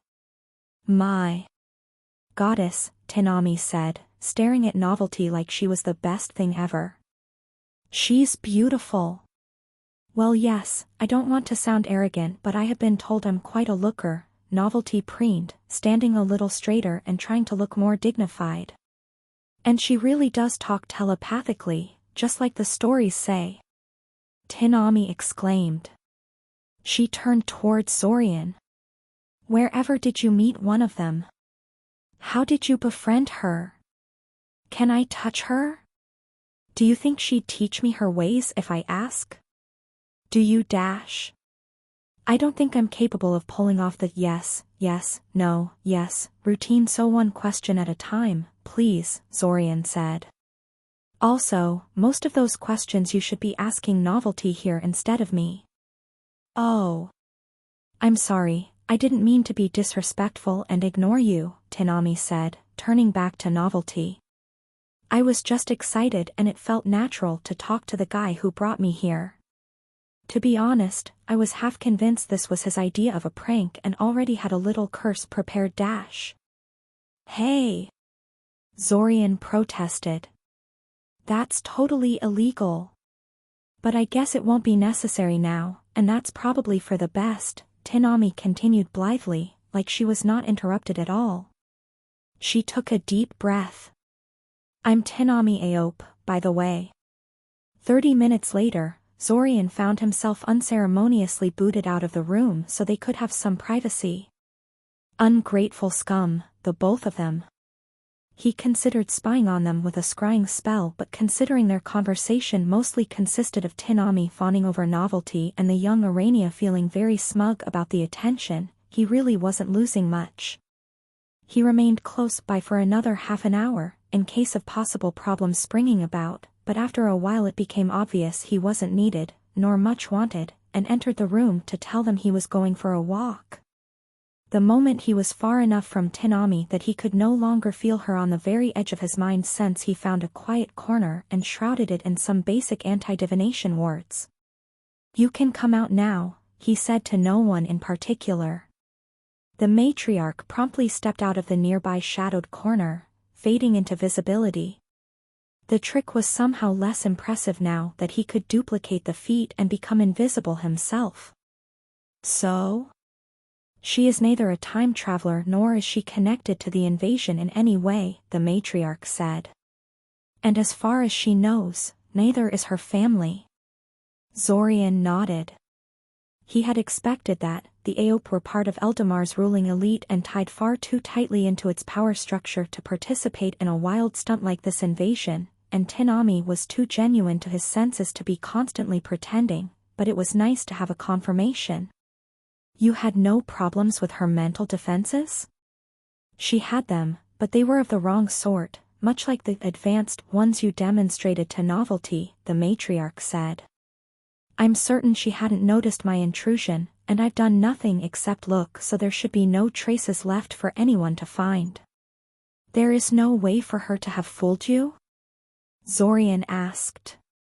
I've read plenty of stories where people are pretending to be dominated by a spell cast by the villain, and then surprise him by a stab in the back once they let their guard down. Must be a human mind magic thing. I can't see that sort of thing happening to a psychic. Well, unless the target has constructed a fake mind on top of their real one and fooled the attacker into thinking it was the target's actual mind. But that almost never happens. Constructing a fake mind that is actually convincing is really, really hard. Zorian blinked. He hadn't even known that constructing fake minds was possible. Well, sorry I bothered you with this, I guess, Zorian said. Nonsense, it was a reasonable suspicion and I actually found a number of useful details by trawling through her mind. Not only is her family not at all friendly towards the invaders, they are likely to be quite annoyed about their plans. Cyoria is their power base and they don't want it ruined. And since Novelty is back there, charming the young Aope heir, we will have an easy way to get in contact with the head of house. Getting such a prominent noble house on our side will guarantee that the evidence of an invasion plot is taken seriously. Have you spoken to the priest? Yes, Zorian confirmed. He said the church would send someone to look into it. Yet another proof of our legitimacy, the matriarch stated with satisfaction. Hopefully I won't get pulled in for questioning, Zorian said. I don't think my half-truths and understatements could stand up to professional investigators. My web is trying to divert any ongoing investigations away from you, so it shouldn't be much of a problem, the matriarch said. We've already ambushed and killed 3 different investigation groups by the Cult of the World Dragon, and we've been subtly redirecting official Saurian investigations towards us. You? Asked Zorian in surprise. It has been decided to turn this restart into something of a testing run, the matriarch explained. As I've told you before, my web's goal is to eventually reveal ourselves to the city at large and join the population as rightful citizens. While full disclosure would be too disruptive for what we're currently trying to achieve in this restart, we've decided to reveal ourselves to a number of prominent people in Cyoria during this restart, both to coordinate the response to the invasion better and to sound out their reaction. And, asked Zorian, honestly curious. It's a mixed reaction, and the fact we're bringing news of an impending invasion doesn't help calm people down. We've overheard several secret meetings that discussed how to deal with us in a hostile manner, thankfully with the conclusion that they should wait until after the summer festival before doing anything, but also a couple of meetings that discuss how to profit from our presence. Which you have no problems with, Zorian surmised. Nobody wants to kill the goose that laid golden eggs, the matriarch said. No offense to your kind, but I trust your greed more than I trust your compassion. I talked to Zack about that issue you wanted to talk about, by the way. You were right. He doesn't remember any restarts being cut short for any reason whatsoever. You dying doesn't seem to reset the time loop. I knew it, Zorian said. Even Zack would have realized something was wrong if he kept restarting every time I was killed before he was. This is more proof that Zack is the anchor of the loop. Zorian had at one point toyed with the idea that there was an actual mind behind the time loop, a god that decided to break the silence, perhaps, or some kind of very powerful spirit. However, there were a lot of little ways in which the situation matched better with the idea of the time loop being a spell of some sort, and none was so clear as the way the spell was treating time traveler detection. Clearly, on some level, the spell knew it was Zack who was the anchor of the time loop and that everyone else was a tag-along. However, at the same time, it could get easily confused, via a little soul blending, into including multiple people into the awareness of the loop. That sounded more like a dumb spell function trying to reconcile incompatible directives with each other than a willful, intelligent mind making a judgment call. The trouble was, a spell implied a human caster. And a human caster shouldn't be able to roll back time once, much less repeatedly. If we manage to provoke the third time traveler into revealing themselves, most of the questions about the time loop should be answered easily enough, the matriarch noted. I suspect they know what the time loop is and how it functions. Yeah, Agreed Zorian. Let's hope so. Break. Days passed. When Zorian was not attending to one of his numerous obligations, he'd never tried to do so many things at once in the future. He alternated between creating the various traps and items needed for the ambush of the third time traveler and helping the Urania root out the cephalic rats from the city. Picking the ambush site and preparing it had fallen mostly on Zorian's shoulders in the end. The Urania knew how to make traps and ambushes, of course, but most of them were based around lethal force or mind magic assaults. Considering that the third time traveler almost certainly knew how to counter Uranian mind magic and that they wanted him alive, little of it was useful for their purposes. Thus it fell to Zorian to design something that would contain and disable their target, or at least distract them until the Urania could strip them of their mental defenses and do their thing. Kale contributed by helping Zorian make a mixture of powerful alchemical sedatives for disabling purposes, and the matriarch served as his assistant since she was the most capable Urania when it came to structured magic and knew a lot about the local mana flow of the settlement. She would also be the one to lead the execution of the actual ambush with her fellow Urania, so she had to be extremely familiar with how the trap was going to work. In the end, Zorian decided upon a 3-part trap, set in the middle of the Urania settlement. The first part was a fairly exotic effect on the floor that turned stone temporarily liquid. The effect would only activate for a moment, immediately shutting off and turning the stone back into a normal solid state once the target sunk to their knees into the rock floor. As far as Zorian could tell, there was no easy way for a mage to get themselves out of the rock once the effect ended. The spell couldn't be dispelled any more than the ashes of a fireball-destroyed book could be dispelled back into a pristine state, and trying to blast the rock off was liable to blow the caster's legs along with it. The only convenient way of getting out was to phase or teleport out, which is why the second part of the trap was a dimensional lock that would shut down most dimensional shenanigans. Finally, the last part involved dousing the combat area with smoke infused with the powerful sedative Zorian made with Kale's help. It was a bit simple, but Zorian had read that the best plans are always simple. Just in case, though, he had built backup traps in several other Uranian caverns. These were a lot less sophisticated ones, though, and boiled down to explosions. A whole lot of explosions. Aside from that, Zorian had made a great deal of combat equipment for the Urania participating in the ambush, shielding discs that they could strap onto their body to shrug off some of the weaker attack spells, stone cubes and alchemical vials that produced a variety of effects when set off, and some equipment for himself and a handful of mercenary mages that the matriarch discreetly hired as additional muscle during the ambush. Of course, in an ideal scenario Zorian wouldn't have to fight anyone at all and the equipment he made for himself would be a useless waste of time, but really, what are the chances of an ideal scenario? Things had been going a little too well for him as it was. As for the hunt for the cephalic rats, that had actually been his own idea, and he had been pleased that he had thought of something the Urania, with all their connections and psychic might, hadn't. The basic idea was to capture one of the rats and then use that specimen as a connection for divining the location of the rest of the rats.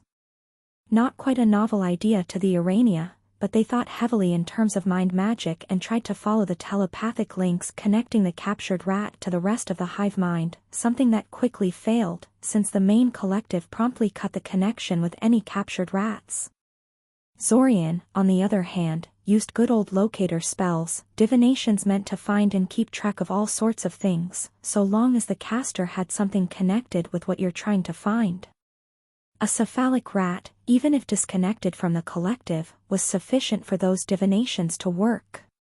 Zorian ended up following the connections until he located the main bodies of the cephalic rat swarms. There had been 4 of them, as it turned out, and then, with a handful of Urania acting as support and psychic powers suppressant, herded them into tight formations that could be wiped out with a single fireball spell. By the end of the month, the cephalic rats had been effectively wiped out. When he was finished torching the 4th rat swarm, one of the Urania assigned as his bodyguard during the operation told him she finally understood why humans were supposed to be so scary and dangerous. Zorian wasn't the only one who was busy. Kiriel persisted in trying to learn magic, more stubbornly and diligently than Zorian had ever seen her. She was doing very well for a complete beginner, but the sad fact was that she was closer to him in talent than, say, Daimen or some other child prodigy. Novelty had become something of an unofficial liaison between the Urania and House Aope, and was as a consequence subjected to a crash course in diplomacy and proper conduct by the matriarch, something she constantly complained about to Zorian whenever they met.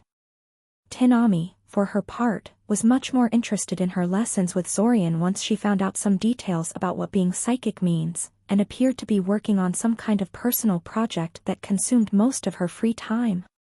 Zorian suspected, from the snippets of thoughts that briefly bubbled into her consciousness during their lessons, that she was trying to somehow artificially make herself psychic. Which struck him as crazy dangerous, since it meant messing with your own mind and all, but that was House Aope for you. Kale was also pursuing some kind of personal project that he refused to elaborate to Zorian, though it apparently had something to do with spell formula because he kept borrowing Zorian's books on the topic. Zorian left him to his work, Kale had been incredibly helpful throughout the month, taking it upon himself to help Zorian as much as he could for some reason. Zorian didn't think it was just generosity and hadn't forgotten just how fascinated with the time loop the other boy was last time, so he wondered when the other boy would approach him about what he really wanted from Zorian. Apparently, the answer was just before the summer festival. "Hello, Zorian," Kale said. "Are you doing something?" "Not really. I'm just waiting for Akoja to show up so that I can go to the dance," Zorian said. "There is no point in starting anything since she's bound to show up absurdly early."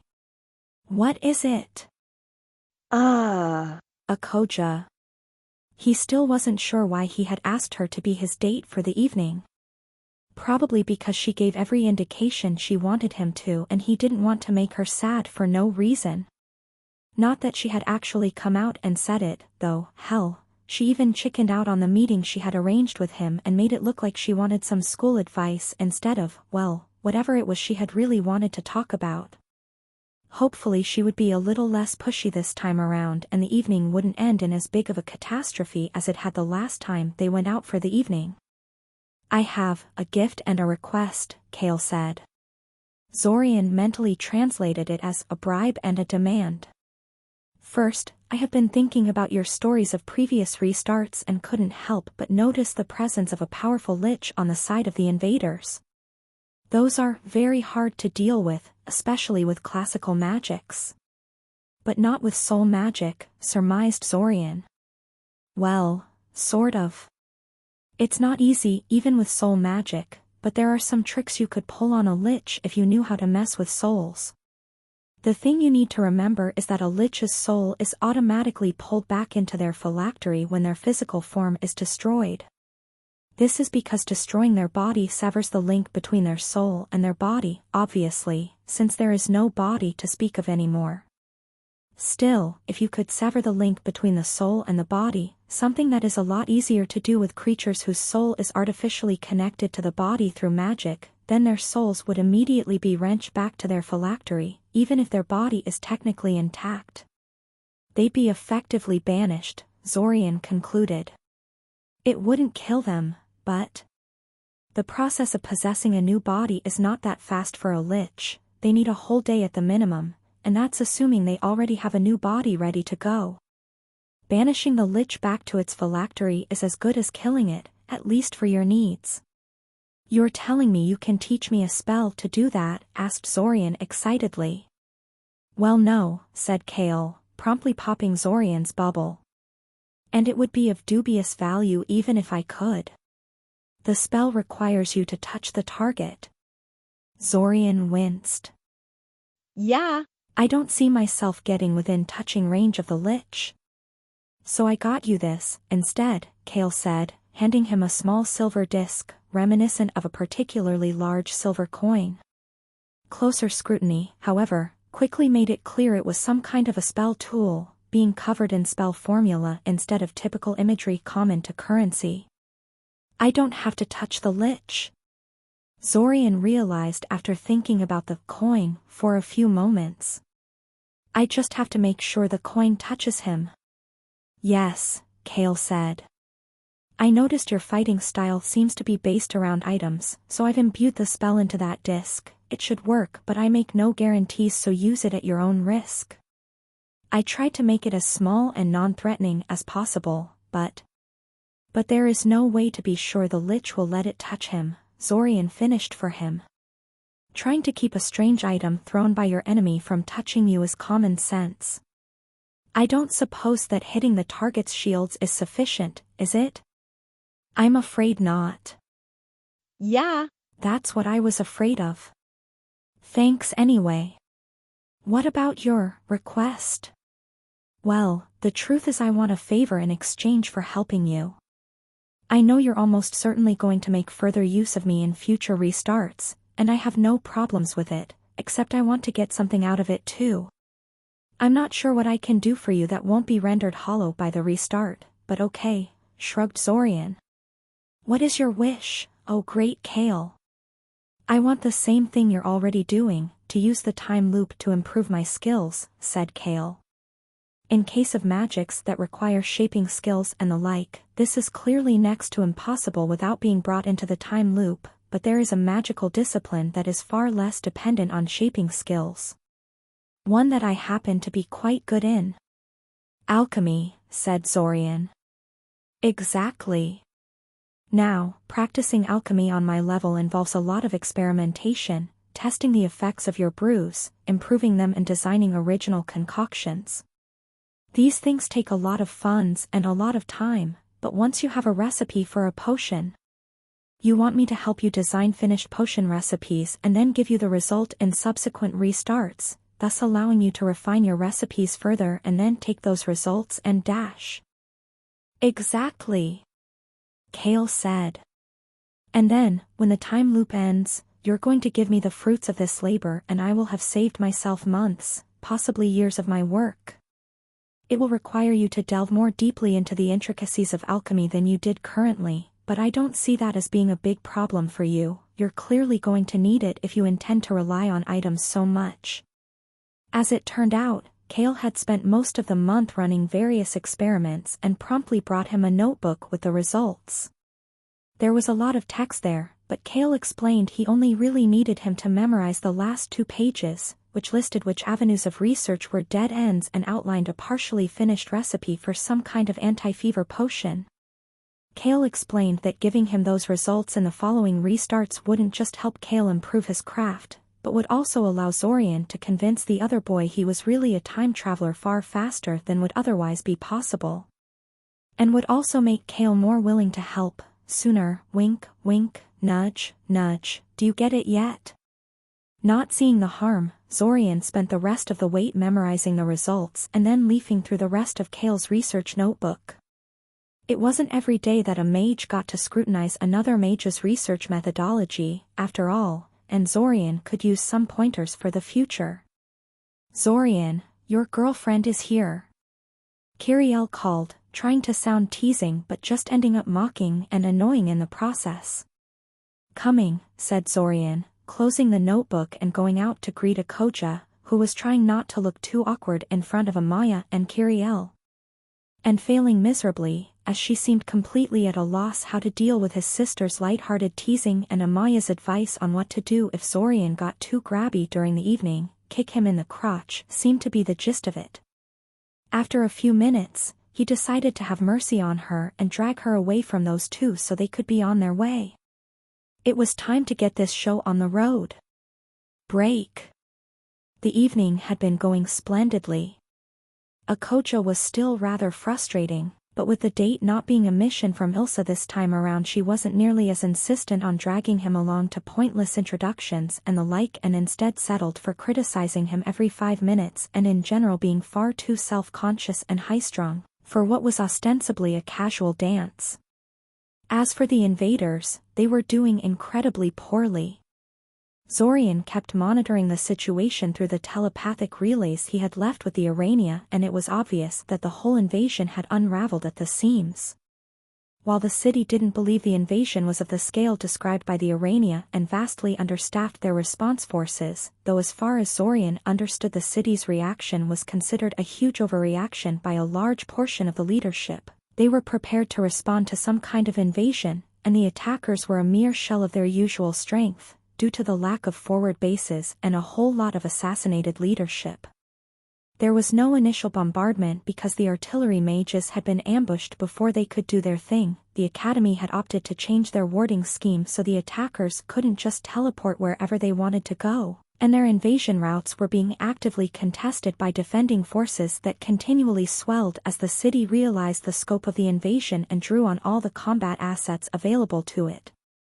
So saying that, Zorian was surprised when the door to the dancing hall was suddenly and violently blown into bits, showering the unfortunate guests who stood too close to the entrance with a rain of splinters and concussive force, would be a vast understatement. A few moments later, before the dust had a chance to settle and screams died down, 3 people strode into the hall. At the center of the 3-man formation was the Lich. It was just like Zorian remembered it, an imposing skeletal figure, its bones black and vaguely metallic looking, wearing a crown and a suit of metal armor. In its skeletal hands it held a scepter, completing the royal-like appearance. To the left of the lich strode forth a woman clad in black clothing reminiscent of a military uniform, simple pants, a plain jacket with some kind of crest sewn in on it. It was too far for Zorian to see clearly, but it seemed to feature a skull as a prominent motif. Who the hell actually puts a damn skull on their crest, and heavy leather boots? All very bland and utilitarian, if somewhat sinister-looking due to its black color. She strode purposefully forward, gripping a sword strapped to her belt, her expression stony and severe, and Zorian couldn't help but notice that her pale skin and coal-black hair, currently tied into a tight ponytail, made her seem somewhat vampire-like. She was a vampire, wasn't she? Gods, every time he thought the Abasin force couldn't possibly look any more sinister, they pulled something out of their closet to show him that they totally could. The final part of the triumvirate was a person in a blood-red robe which covered him from head to toe. His face was invisible behind a patch of darkness that seemed to fill every open portion of the robe, obscuring the wearer's features. Unlike the lich and the vampire girl, who did their best to look dignified and imposing, Red Robe, which is how Zorian promptly named him in his head, walked carefully and scanned the shocked crowd with interest, his cowled head swinging left and right in search of something. Or someone, as it turned out. The moment his eyes locked onto Zack, he immediately stopped and spoke. Him, Red Robe intoned, his voice magically distorted and resonant, pointing his staff at Zack. As if to punctuate the statement, a small stream of war trolls and brown-robed mages suddenly poured into the dance hall through the broken door, and everyone snapped out of their daze and realized they were under attack. All chaos broke loose. Break. The plan Zorian and the Urania matriarch had made assumed that the third time traveler would attack Zack, overpower him and then pull the information about the Urania out of his mind.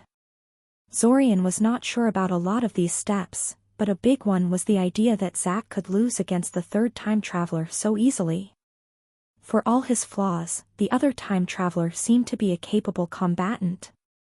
It did not take long for Zorian to understand that Red Robe was the third time traveler, and the way he intended to beat Zack was immediately obvious, by not coming alone. Zack seemed to have problems tackling the lich on its own, and with Red Robe and the vampire girl joining the undead mage, the outcome was never in question. Admittedly, Zack was in a room full of mages who also fought against the three attackers, but the other forces they had brought with them served their purpose as distractions and tied down most of them. Kirin tried to help, as did a couple of others, but they just weren't on the level of their opponents. But they certainly tried. Kirin summoned some kind of glowing whip of force that severed the arm of the vampire girl at the shoulder and then used the same whip to fling her sword, which was clearly magical, burning with strange purple fire that ate through force fields, out of her reach. It was this that finally confirmed his suspicions that she was some kind of undead, as her severed stump didn't bleed at all and the sudden loss of an arm only seemed to inconvenience her. She promptly pulled out a knife with the other arm and returned to attacking people again. Red Robe was actually bloodied by one of the students when they managed to overpower his Aegis with a coordinated barrage of magic missiles, but sadly enough that stunt just about wiped them all out and he was sufficiently well after it ceased to take them down in response. As for the lich, he was utterly unfair, nothing seemed to scratch those bones of his in the slightest. Zack actually managed to blow his shiny armor to bits with some kind of black bolts and even knocked the thing's crown off its skull, but nothing ever made a mark on the bones. What the hell was that thing made of? Zorian reluctantly didn't involve himself. The plan didn't call for it, and quite frankly he was likely to end up dead if he tried. He did help put down a couple of war trolls and disposable mages that ventured too close to his position, but other than that he just watched uneasily as Zack was slowly taken apart by his three opponents. But things never go as planned. Eventually Kirin finally got tired of the one-armed vampire girl butting in on his fight with the lich and blasted her away. She landed next to Akoja. He had gotten separated from Akoja earlier in the attack and decided not to go after her, since she was clearly terrified and would want him to stay away from any danger while he personally didn't intend to completely stand on the sidelines while people died. Now, however, the vampire girl suddenly decided to go after Akoja instead of rushing back into her original fight. Why? Hell, if Zorian knew, maybe she wanted a hostage? In any case, Zorian immediately threw a low-yield explosive cube under her feet to halt her in her tracks and then poured most of his mana into an incineration beam aimed straight at her chest. Beam spells weren't Zorian's ideal form of combat magic. They dealt a lot of damage, but they were also very mana-intensive and it was easy to waste most of the beam's power on the surroundings if you couldn't keep the beam constantly on target. And in a room packed this tightly with panicky civilians, surroundings often meant innocent bystanders. Zorian knew that he needed to kill the vampire girl quickly, however, as she was extremely fast and her blades could cut through force fields with ease, meaning he'd get his throat slit the moment she got close to him, so he had to use the most damaging spell in his repertoire. Thankfully, she was sufficiently dazed by the explosion that Zorian didn't have any problems keeping the beam on target, and he knew from watching her fight against Zack and Kieran that she was vulnerable enough to fire. He kept the beam on her for a full 5 seconds, reducing her to a little more than a heavily charred skeleton and a pile of ash. Akoja seemed to be in shock, both at the sudden lunge towards her by a crazed undead woman and the brutal method of her destruction. The other students around him were watching him with a mixture of fear and awe, and Red Robe continued his fight against Zack without reacting. The Lich, though. Oh crap, the Lich was staring at him. Indeed, the Lich took one look at the smoking corpse of the vampire girl and then locked its hollow eye sockets with Zorian, its gaze seeming to look right through him.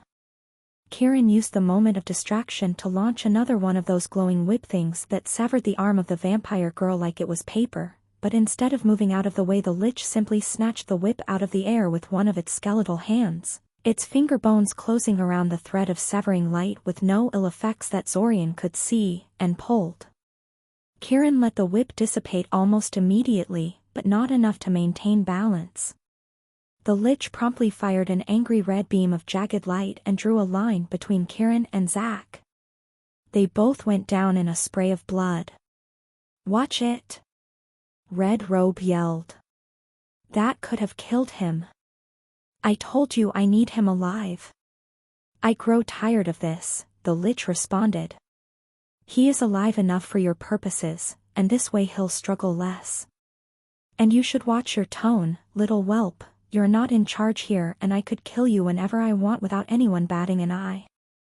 Enough of your information has turned out to be incorrect that your value is being questioned." "I told you, we have a leak," Red Robe said. "That's why I need Zack intact." "You don't need him intact to rip the information from his mind," the Lich said. "Do your thing and be quick. There are already reinforcements from the city on the way here." Red Robe seemed to want to say something, but the Lich had already returned to scrutinizing Zorian some more and eventually simply bent down to Zack's motionless form and started casting some complicated spell before placing a hand on Zack's head. Zack's motionless form suddenly blurred into action, as Zack revealed himself to have just been pretending to be unconscious and tried to punch Red Robe in the face. Sadly, while Zack wasn't totally unconscious, he wasn't in top form either, and Red Robe deflected the attack before slamming Zack's head into the floor several times until he went limp and then repeating the spell. The Lich chuckled hollowly. "Now who's being too rough? You could have cracked his skull with that stunt, you know? Living beings are such fragile things." "The Arania?" Red Robe said after a while. "I can't believe it, I'd never have thought those thrice-damned bugs would be. No matter, I have to go. Time to go tie some loose ends." "The Arania were never part of the Dash," began the Lich, but Red Robe already teleported away. "Humph. I am killing that fool when I meet him later. He's more trouble than he's worth." He turned back to Zorian after a few moments, and people around him edged away from him. "I hated her, you know," the Lich said conversationally, pointing at the smoking remains of the vampire girl. "She thought she was so much better than little old Quatakekal. I was a relic," she said, "while she was the next generation of undead or some bilge like that. Now look at her, killed by a precocious student with a simple fire spell. Still, while I find the situation amusing, I can't exactly let you get away with it, you know?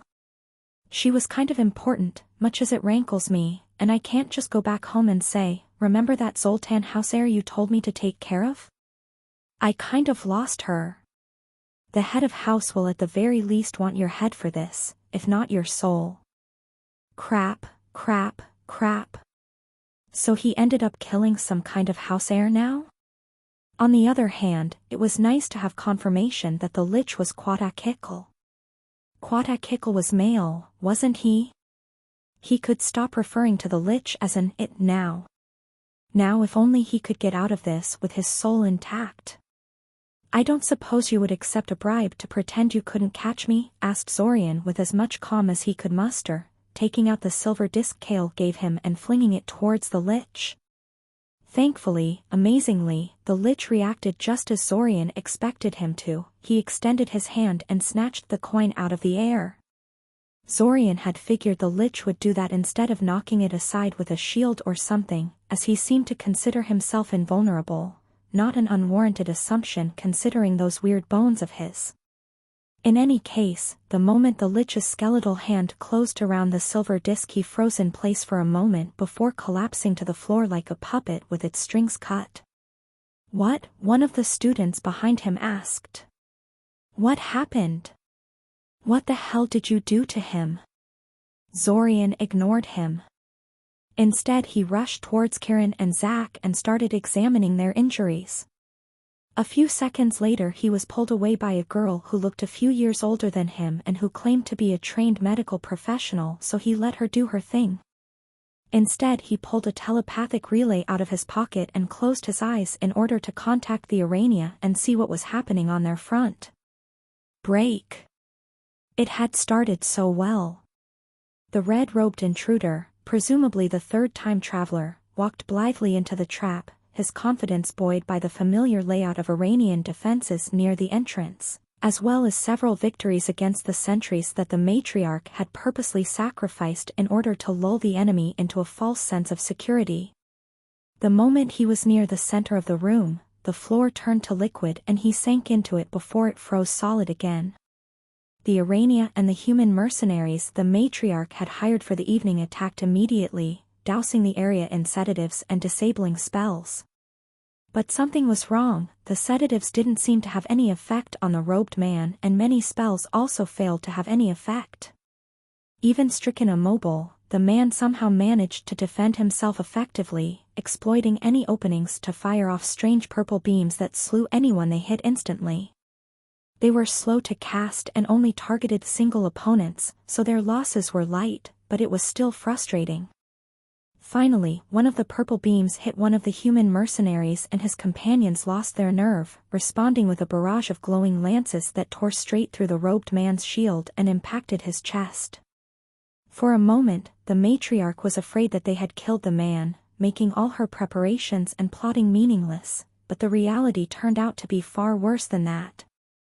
Instead of erupting into a shower of blood and gore, the robed man simply turned into smoke.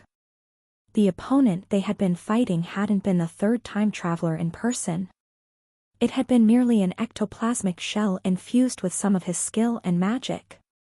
A simulacrum, meant to test the waters and distract them. A cone of purple light washed over the room, instantly slaying all of the human mercenaries and scores of her loyal Arania. Damnation, their opponent had taken advantage of the distraction their simulacrum had provided and set up an ambush of his own. She turned to sound a retreat to break. Zorian jolted awake from his trance as his connection to the matriarch had been violently severed at the end. Watching the events unfold from her perspective had been strange and mildly unpleasant, and Zorian would have to talk to the matriarch later about doing stuff like that without asking for permission. But considering the sudden end of the transmission? The matriarch was probably dead. And the rest of the Arania would probably soon be as well. They failed. All that preparation and they had still failed. Damn it. Zorian, a raspy voice from the floor near him broke him out of his thoughts. It was Zack, who was apparently conscious again, a heavy bandage wrapped around his head. You with us again? You kind of drifted off for a while.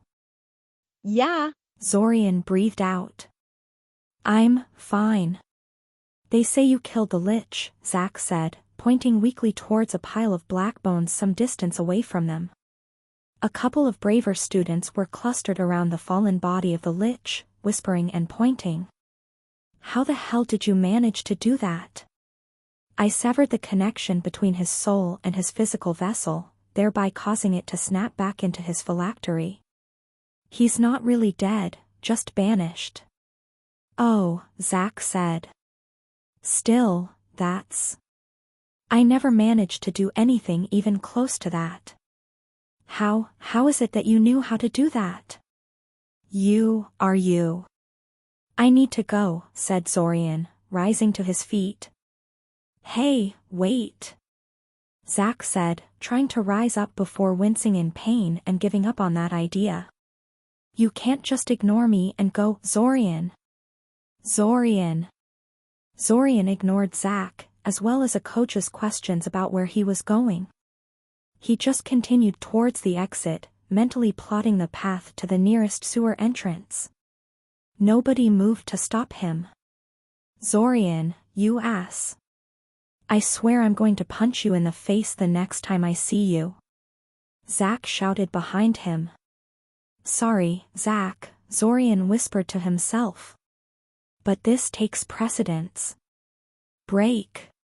By the time Zorian had arrived to the Iranian settlement, the whole place was dead, and Red Robe had moved on somewhere. Probably to hunt down any fleeing Irania that had scattered into the city. Zorian knew that a number of Irania were above ground at the time the ambush had been taking place. Whatever the reason, Zorian thanked his good fortune and started examining the place for additional clues about what had happened and for any surviving male Irania. The fight had been fierce, but Zorian couldn't help but notice that most of the damage to the settlement had been inflicted by the Irania themselves, as they futilely tried to halt Red Robe's advance through the use of the spell cubes he had gifted them and their own traps. Red Robe killed incredibly cleanly, leaving no mark of damage on the bodies of the fallen. It was those strange purple spells obviously, but why was he taking such pains to kill all the Irania so bloodlessly when he could just chuck a fireball and fry the lot of them? He was thorough, though. Zorian didn't know whether the man was unaware that the Irania males were not intelligent or simply didn't care, but quite a lot of males ran afoul of his desire to kill as many Irania as possible. This thoroughness was another strange thing. The man hadn't seemed hysterical or furious back in the dance hall, so why was he so insistent on getting every last Irania before the time loop was done? He even wiped out the children's creche, for God's sake. Yes, obviously killing them all would ensure that he got any time travelers amongst them for sure, but still, they would all be back in the next restart anyway. Disturbing.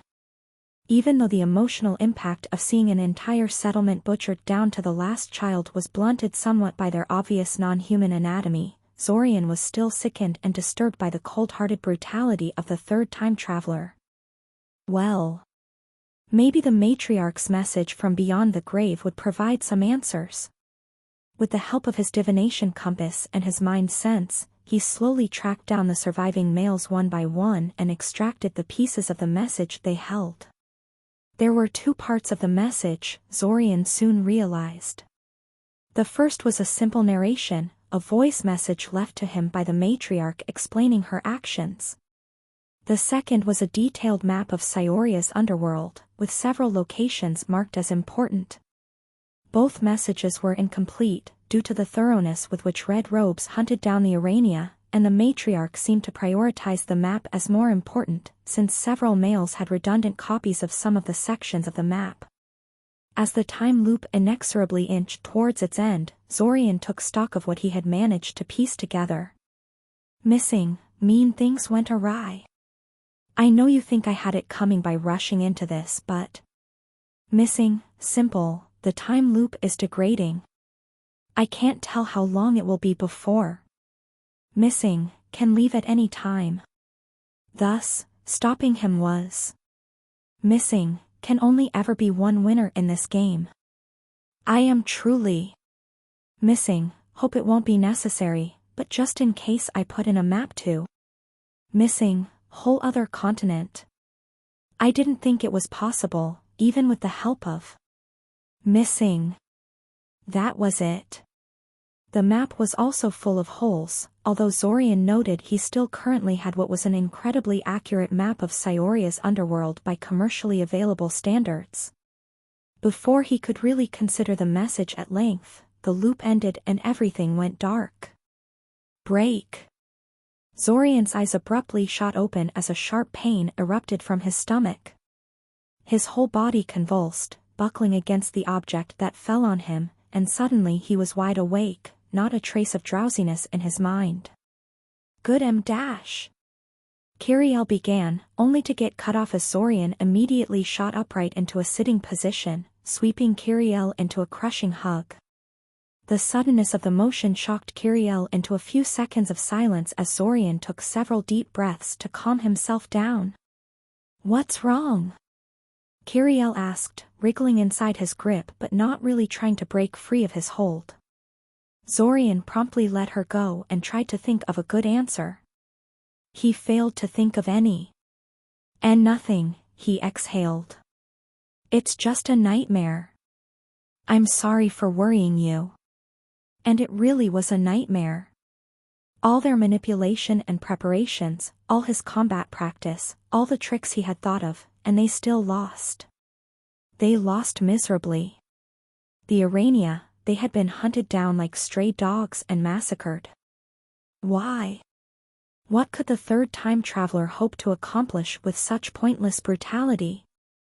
And the message the matriarch had left him didn't explain much of anything, either. Like I was really worried, she huffed, giving him a sharp poke and jumping away from him. Mother wants to talk to you, so you better hurry down. Right, Zorian said, getting up and making a motion towards the door.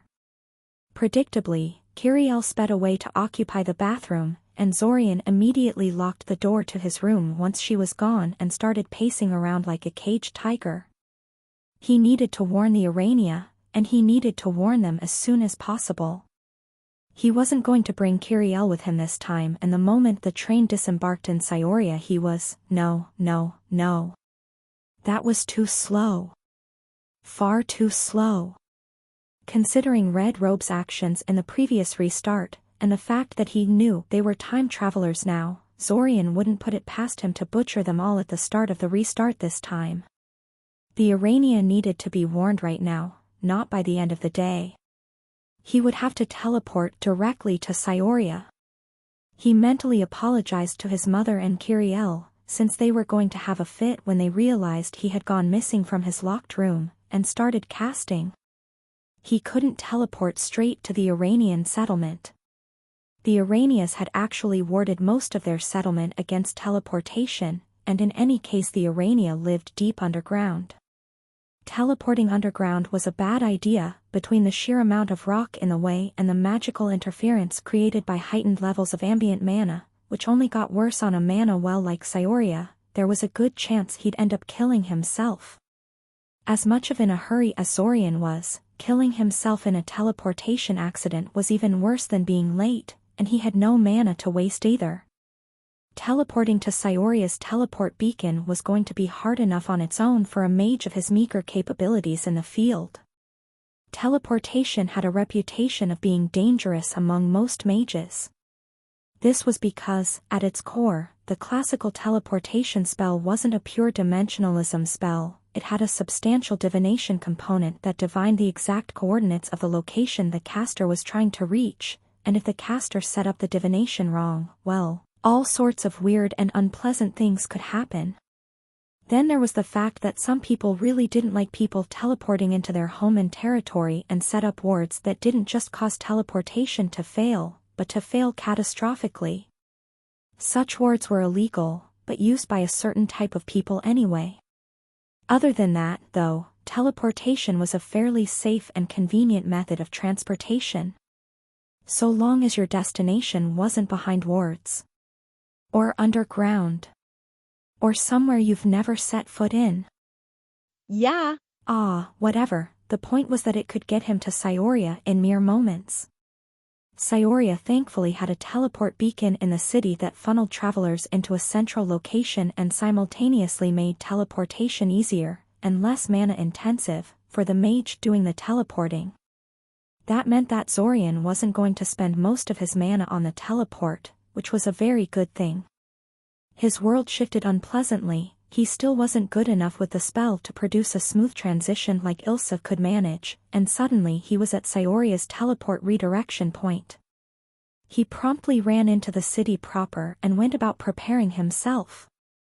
As tempting as it was to immediately descend into the dungeon and seek out the Arania, he had to think of his own safety first. The Arania could be saved in some other restart, but if he got captured by the third time traveler, all would be lost. He had to wait half an hour or so until his mana reserves regenerated enough that he would feel safe descending into the dungeon, so he set off in search of a store to buy some equipment at, as there wasn't enough time to make his own. Well, finding a magical store in Cyoria wasn't too difficult. Unfortunately, their selection of spell rods legally available to someone like him had been very underwhelming. He bought a shielding bracelet and a rod of magic missiles, but everything else required permits he didn't have. I hate to sound like a crazed killer or something, but don't you have something more lethal in your selection? Asked Zorian impatiently. Well sure, but I can't really sell them to you without getting into trouble, can I? The merchant said with a radiant smile, not at all disturbed by his question. The Mage Guild keeps a close eye on the sale of spell rods and such, and I don't really want to get into trouble for a handful of coins. Sorry. He then gave him a shrewd look. But you know, if it's lethality you're worried about, may I suggest a somewhat unorthodox choice? He reached beneath the counter and withdrew a plain wooden box, placing it on the counter. With great fanfare, he opened the box and showed its contents to Zorian. Zorian stared at the contents for a few seconds, thinking it over. It was unorthodox, yes, but I'll take it, he said. The man gave him a knowing smile and started to write up a bill. Break. He knew something was wrong the moment he approached the Iranian settlement without being intercepted by the sentries. He should have been intercepted by now, especially since he had been deliberately inflating his telepathic presence to be as noticeable as possible. But no one came to confront him, and no one answered his vocal greetings. It was unnerving, and as Zorian got nearer and nearer to the Arania settlement, an undercurrent of dread began to seep into his mind. Was he too late? But he came here as fast as reasonably possible. He finally encountered one of the Arania after a few minutes, followed by another one 30 seconds later. Dead, both of them.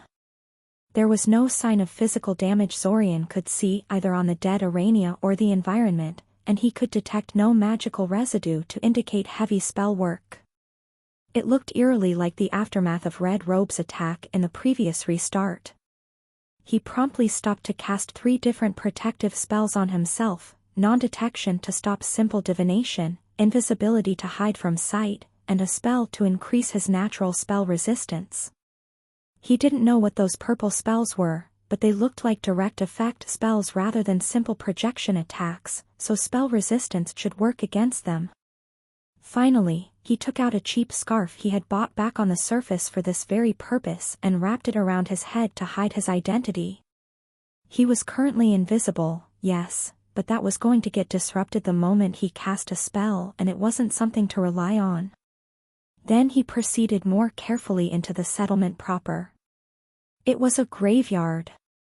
Everywhere he looked there were dead Arania, silent and motionless, legs curved inward and glassy black eyes staring at nothing in particular. The terrifying thing was that there was absolutely no sign of struggle anywhere he looked, no spell damage, lingering mana concentrations or groups of corpses piled together as they attempted to delay the attacker at some choke point.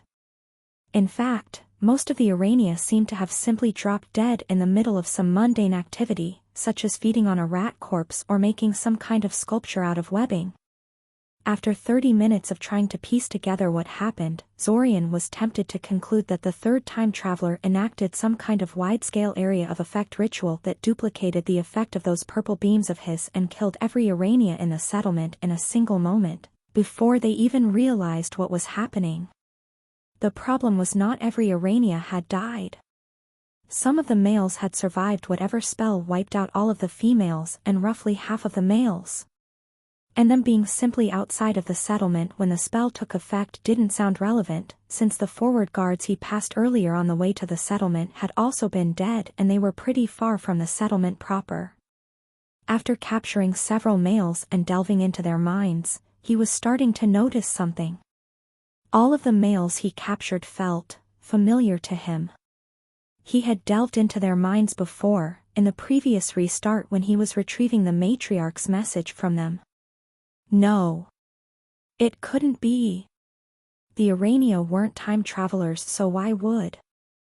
A sizzling sound accompanied by a flash of light heralded the opening of a magical portal somewhere behind him, and he immediately whirled around to confront the newcomer.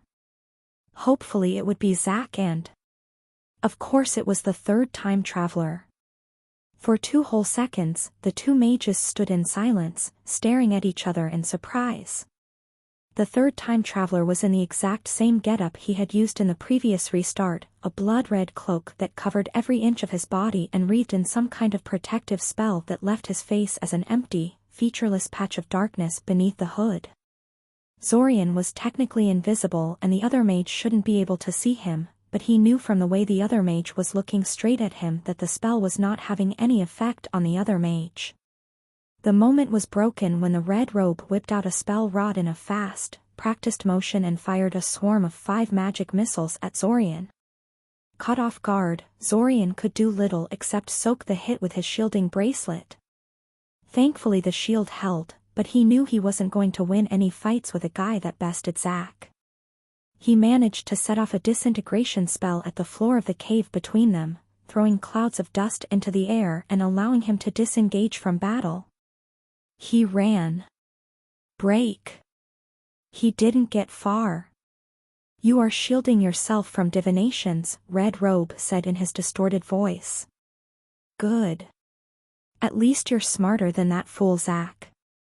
Can you believe that even after all these decades in the time loop he still hasn't learned how to hide himself from the most childish of locator spells? You, on the other hand, have been in the time loop for, what? 3, 4 years? And you already know how to shield yourself from my soul perception. Zorian said nothing, trying to sink further into the crack he was hiding in and racking his brains for a way to lose the man. It was fortunate that Kale had taught him how to shield himself from soul sight, because Red Robe was apparently a motherfucking necromancer. He was just fortunate he figured out how the man was seeing him, or else he'd be already dead by now. They're permanently dead, if you're wondering, Red Robe continued. He didn't seem to be able to pinpoint him with his soul protection active, but he clearly could tell he was around. And he was slowly getting closer to Zorian. When I killed them in the last restart, I didn't just kill their bodies. No matter how many times the time loop repeats itself, the Urania will always start the time loop dead, their bodies present but their souls forever gone. Soul magic is so fascinating, isn't it? Even though he had been suspecting it, Zorian still felt his heart drop at the admission. The Urania were dead permanently? That's... He felt a storm of outrage and guilt building up in him and ruthlessly crushed it. Now was not the time. There would be time for breakdowns and self-recriminations later, but now he had to make sure that there would be a later. But I'm not as violent and unreasonable as I might first appear, you know? Red Robe said conversationally. If you tell me the names of other people the Urania have brought into the time loop, I promise I will leave you alone. I might even teach you a thing or two. Zorian blinked. Is that why Red Robe hadn't flooded the whole room in fire to flush him out? Because he thought there might be more time travelers beside him? Huh. In retrospect, That seemed like a reasonable conclusion. The matriarch did claim such to Zack, after all. Suddenly Red Robe surged forward and snatched him by the shirt.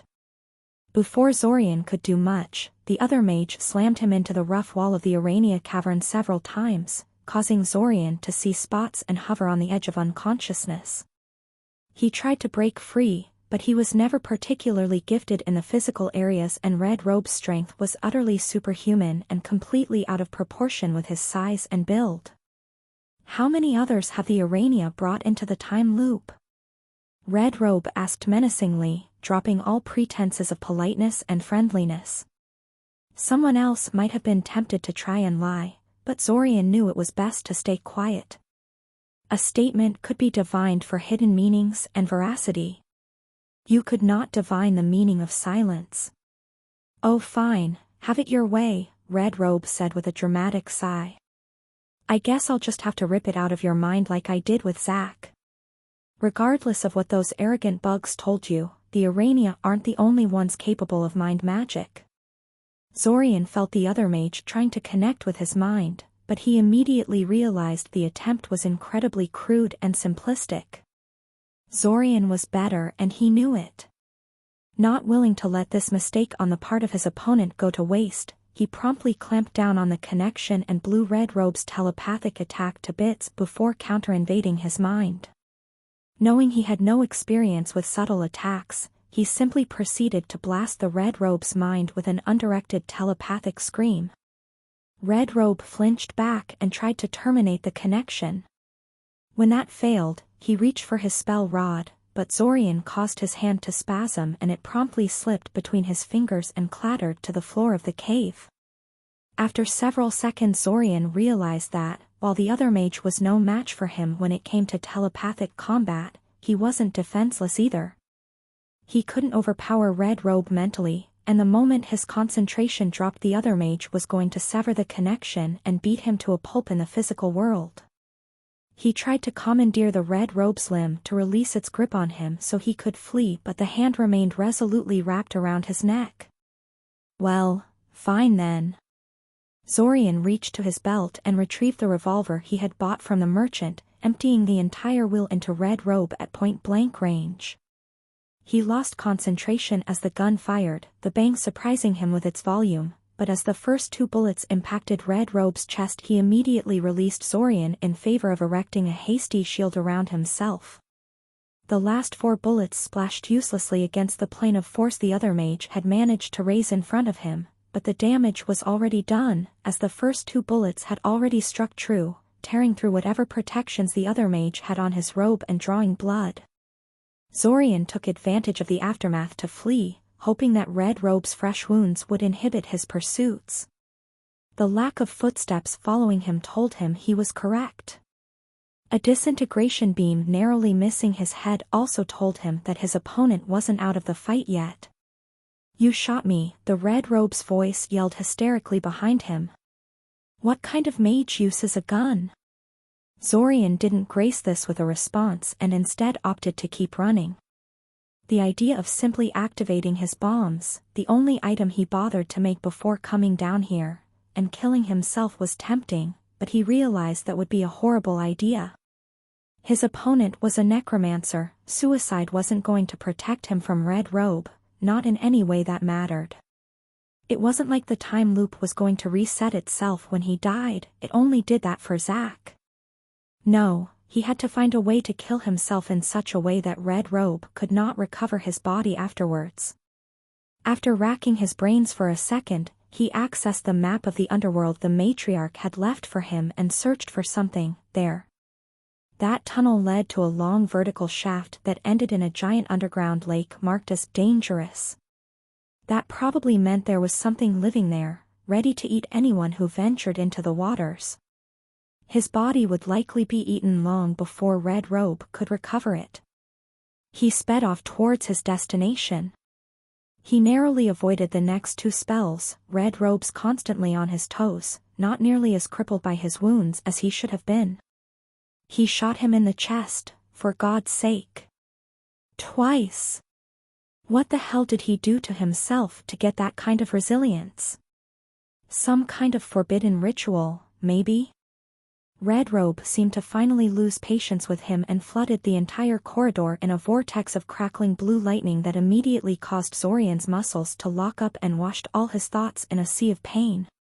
He was too late, though, because Zorian had already stepped over the edge of the hole leading into the vertical shaft, and inertia caused him to promptly tip over and fall in.